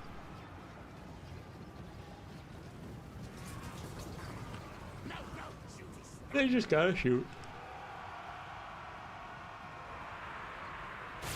Tonian Lord hovering overhead. Dives in onto Ikit to get a little bit of damage out. Probably, I was gonna say he should hold his spell shield until Flensing Ruin comes out, but he's gonna pop it prematurely. I feel like hilarious in the other Thankful books, how every other legendary lord seemed pretty competent. Only Thankful was an idiot who always stumbled onto victory. Yeah. The Thankful books are hilarious. I love them. They're so good. Sword of Corone debuffed some guys briefly, but Lewin's gonna get out of there, and now he is in Flensing Ruin danger, just because his spell shield is worn off. You finally read them? Yeah, Grieven. Did my lore video prove to be accurate, or did I oversell it? Because I really liked them, but I don't know. I always get nervous when I like give a positive opinion of something, because then I'm like, man, if someone goes out and buys this because I said it was good and they don't like it, I feel like an asshole. Skaven have reformed their box as the Paladin once again dives in onto Ikit to get a little bit of damage, but there's just not the same threat. Like, 4 Skaven Slave Slingers is not a huge ranged threat versus these, I guess, 2 Archers now, but used to be 3 Archers. The Archers are just going to out-damage them. Skaven Slave Slingers really don't have that kind of DPS. They're not a bad unit, it's just they're only 200 gold, so what do you want from them, right? Cleansing Ruin back onto Lewin. It has been a bit. I wonder if he has his line shield up soon, but he's going to take some of the ticks of it on his own. Earthblood came out from the Life Casters. The Skaven march forward. Storm Vermin Halberds looking to get something done as Ikit rolls straight through Peasant Bowman. Does a little bit of damage, not much. Doom Mills really don't do that much damage on the charge. Terror routes off the Peasants almost immediately as the defenders of Fleur de Lis slam into Storm Vermin and then retreat. Lewin still taking damage from Cleansing Ruin. It's got 5 seconds left, so he's probably not going to pop his Lion Shield anymore. Ikit might be a bit far out. We see some Knights getting a little squirrely in the trees. They're trying to get over here and surround him before he gets back to the Halberds. The Halberds are right there, so I don't know if Britannia wants this. Yeah, they're going to back off. That's fine. Chosen Observer. How dare you like things? I know.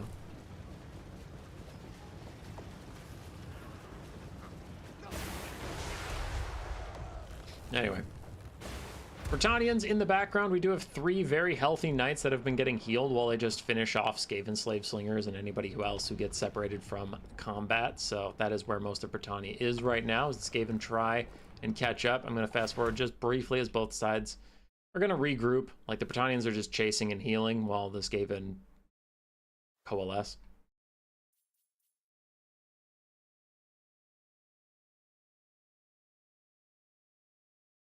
Skaven chasing Britannia, coalescing, gonna heal some more, cause that's what they do.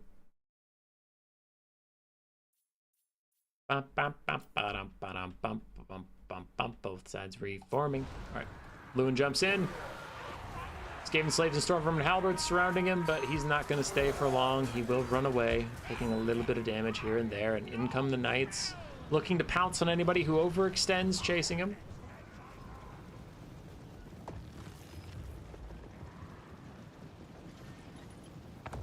But they won't overextend. Instead, we still have 2 archers with ammunition that are lining up. A full health Knights Errant that's just been healed up. You can tell because they're missing a model that they've been healed up.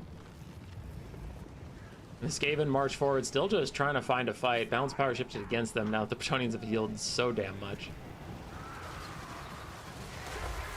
Archers are going to fire. Lewin once again dives. Ikit gets a little bit of poke. Every little bit counts. Ikit has no form of healing. He is going to throw out a Cleansing Rune onto Lewin. I haven't seen the Lion Shield in a bit, so I'm hoping he held on to it for just such an occasion. Yep, there it is. 40% spell resist, really mitigating a lot of what that Cleansing Rune can do, as he is going to get it away from his own forces and get back up into the sky. Knights Errant, Knights of the Realm starting to cycle charge a little bit. Archers firing in onto Storm Vermin, and a beautiful Scorch from Ikit does a lot of damage to this Peasant Bowman, but they were already almost out of ammo, so it is kind of a moot point. They're already nearly out as far as a unit goes. Cleansing Rune Overcast has brought Lewin to his healing cap. It is within sight. The Skaven are feeling tattered. They have 2 healthy-ish Storm Vermin halberds left, 1 very damaged one. Oh, they have 3 healthy Storm Vermin halberds left. Ooh, yeah, Britannia's been trying to bait this for a while, though. One of the Rat Ogres somehow overextends away from all the infantry and just gets picked off completely on its own. Lewin dives in onto Ikit again, just getting any damage he can down. Unlimited power, luckily, did not overcast for Ikit, so he gets to stay a little bit healthier. A little fine. And the Paladin joins in as well. They really want to snipe Ikit out, as they do terror out away these Rat Ogres. The Pitfighters of Hell's Deep also taking a lot of damage. Standard Ground is procced from Lewin. Earthblood Overcast on the Britannians. This does seem to be kind of the final fight, as they go all in on sniping out Ikit and the Rat Ogres. A giant pile of Storm Vermin halberds remains, but Lewin has enough mass to pop out of here whenever he needs to. Lewin is officially heal capped, which is why I was kind of saying it's the final fight. He's gonna run out of time to keep charging in like this. Knights of the Realm, Knights Errant, cycle charging, incredibly armored Storm Vermin halberds. Get those spears up, you cowardly fools! More Knights charge in. Army losses is looming for the Skaven, but they're just trying to hold on. They get really good damage on the Paladin. They get really good damage on the Knights of the Realm. If Army losses doesn't screw them over, they have a chance of doing this the old-fashioned way. But Lewin is back in once again, charging for Ikit in the middle of all these halberds. Ikit gets away, and Lewin is just stuck. Lion Shield down for magic and missile resistance, but it really doesn't matter that much versus these Storm Vermin. So as long as Ikit doesn't throw a Cleansing Rune at him literally right now, it'll be just fine. Halberd surrounding Lewin, getting a couple hundred damage here and there as Lewin starts to pull away. Knights Errant taking a lot of damage. Ikit throws down another Scorch on the Peasant Bowmen that are firing in. Good use of that. Try and stop the leadership debuffs of getting under missile fire is a leadership debuff. So yeah, securing some leadership with that. Takes out the last Peasant Bowman that had any ammunition. The Paladin is routing, I think for the 2nd time, so he might be close to shattering as Lewin dives in onto Ikit again. Misses his first attack, but now Ikit is surrounded by Knights. Unlimited power was cast on Ikit, but I don't know if it damage to him. Doesn't matter as he's routing.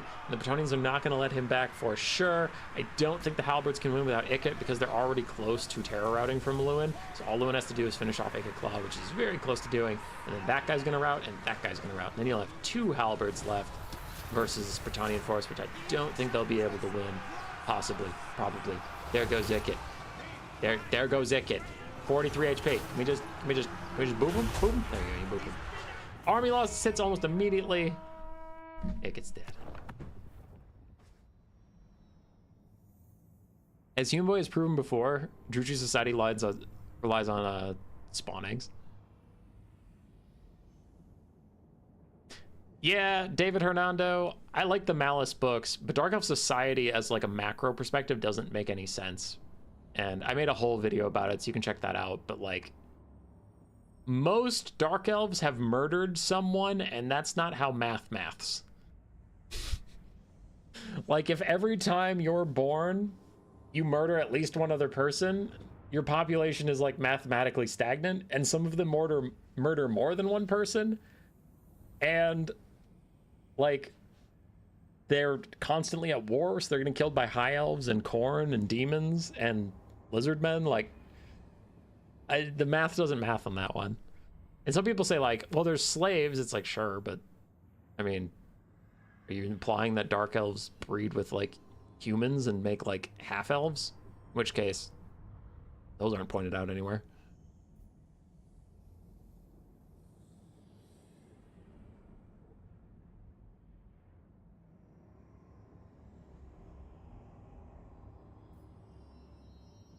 You forget the force multiplier that is Marathi. Bold. All right, so you don't need the blocker because you only know there's one game left. We have Britannia versus Dwarves for the finals. And you notice the name changed. Butcherbird was not able to play this last game due to scheduling reasons, so he tagged in Blood Penguin. They could together blend murder one person. True. All right. So here's the finals. I forget if I have a Queek there. Checking. Yep, I have a Queek there. Bam. Gotrek versus Butcherbird. Either Dwarves or Britannia is guaranteed a spot in the next faction war, piloted by one of these two fine people. We have a final game. We have a final match. Let's get right into it with Gotrek Starbreaker versus Butcherbird / Blood Penguin. Here we go. Gotrek altering his build slightly. Now, before anybody forgets, his first build was nothing like this. So it's not like he has one build. It's just he's against a lot of factions that he finds this build strong with. Malachi, a bunch of Dwarf Warriors, 4 flaming Iron Drakes, not 5. 5 Iron Drakes, Trollhammer Torpedoes, and 2 cannons this time. For Britannia, we have the Green Knight, a Flying Paladin, a Flying Prophetess of Life with Assault of Stone, then some Field Trebuchets, a bunch of Foot Squires and Men-at-Arms, 1 Pox Arrow Bowman, and some Grail Guardians. Does he have 2? 1 on each flank? Yes, 2 Grail Guardians.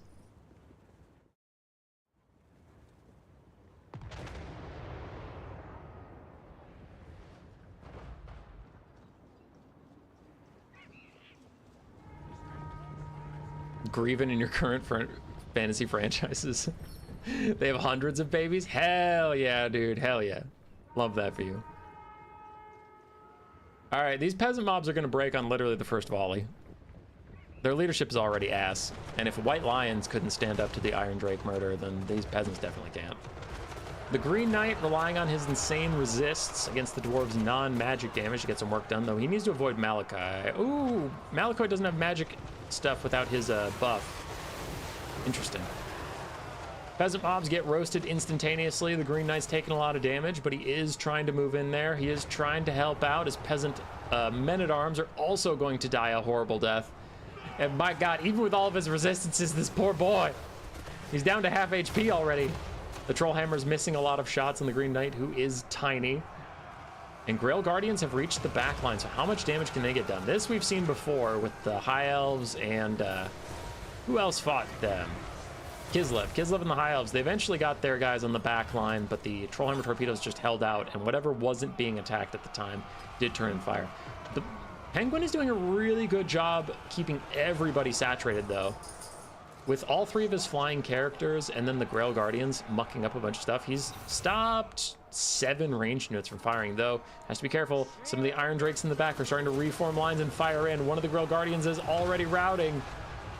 There it goes as the Green Knight gets back onto the Trollhammer torpedoes. Iron Drakes have turned backwards, and they're just frying all of the Britannians that try and hold this back area. Foot Squires trying to get here, trying to kill the Dwarf Warriors fast enough to get to the Iron Drakes, but it doesn't seem to be in their wheelhouse. Grail Guardians getting roasted down. They're almost routing as well, leaving just the 3 single entities behind to try and hold the line. Trebs need to get back on their mounts. I think they were dodging cannon fire by getting out of range briefly. Foot Squires, they're just not able to kill the Dwarf Warriors fast enough to get here and be a solid threat. As an Assault of Stone is coming down, the Prophetess gets murked as the stones are in the air. Blood Penguin throws in the towel.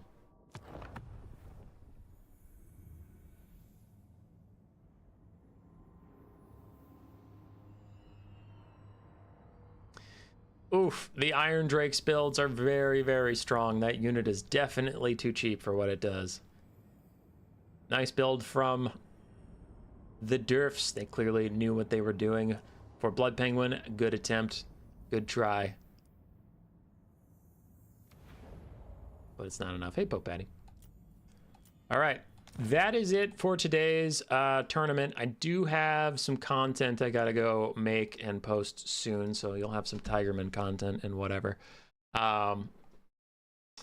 Yeah, that's what I got there. Now, if you didn't catch it, challenge. We have two 2v2 events coming up this weekend, one on Saturday, one on Sunday. One is Conquest, one is Domination. You can sign up for either. So the Conquest one, I'm trying to encourage our new players to stay active in the community and let them know that not everything we do is sweaty and try hard. And we have a Domination one for the sweaty try hard people. So Conquest is, it's not just new players. Sorry, I shouldn't have said that. It's each 2v2 has to have one new player in it, and it can pair new players with some of our more veteran people in the community. The other one is Domination, and anyone can sign up for it, even if you signed up for the Saturday one as well. Each is 2v2. Kill the King. One is on Domination, one is on Conquest. Kill the King is a format we used to do that I really, really enjoy. It is fun. It is simple. One guy takes a normal army, nothing strange about it. The other person takes an army with just a Lord and then 2 units. You can have those 2 units be heroes. You can have those 2 units be anything you want.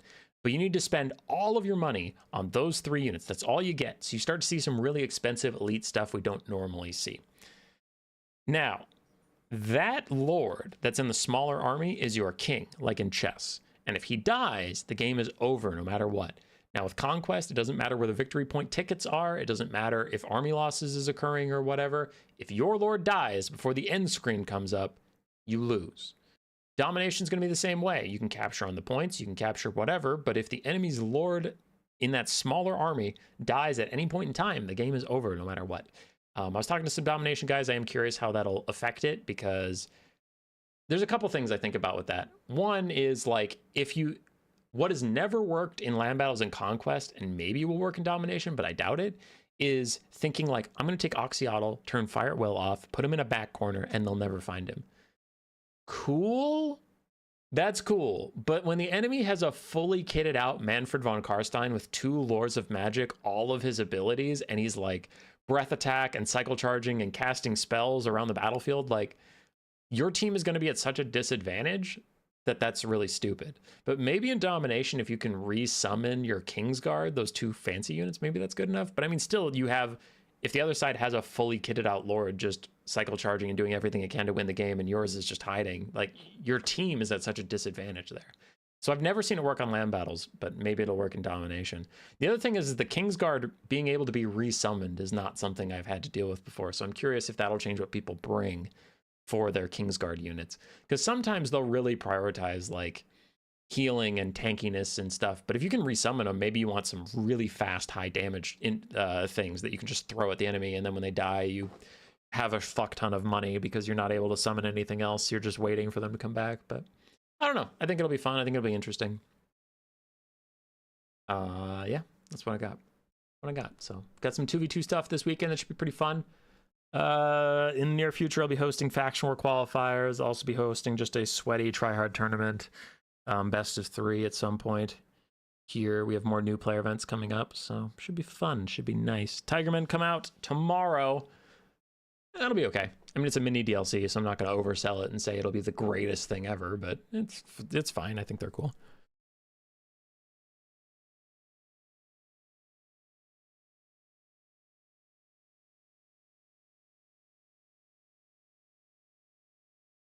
Dumb, bleh. Well, then play in the Conquest once. Literally the previous day. All right. Goodbye, everybody. Goodbye, goodbye, goodbye.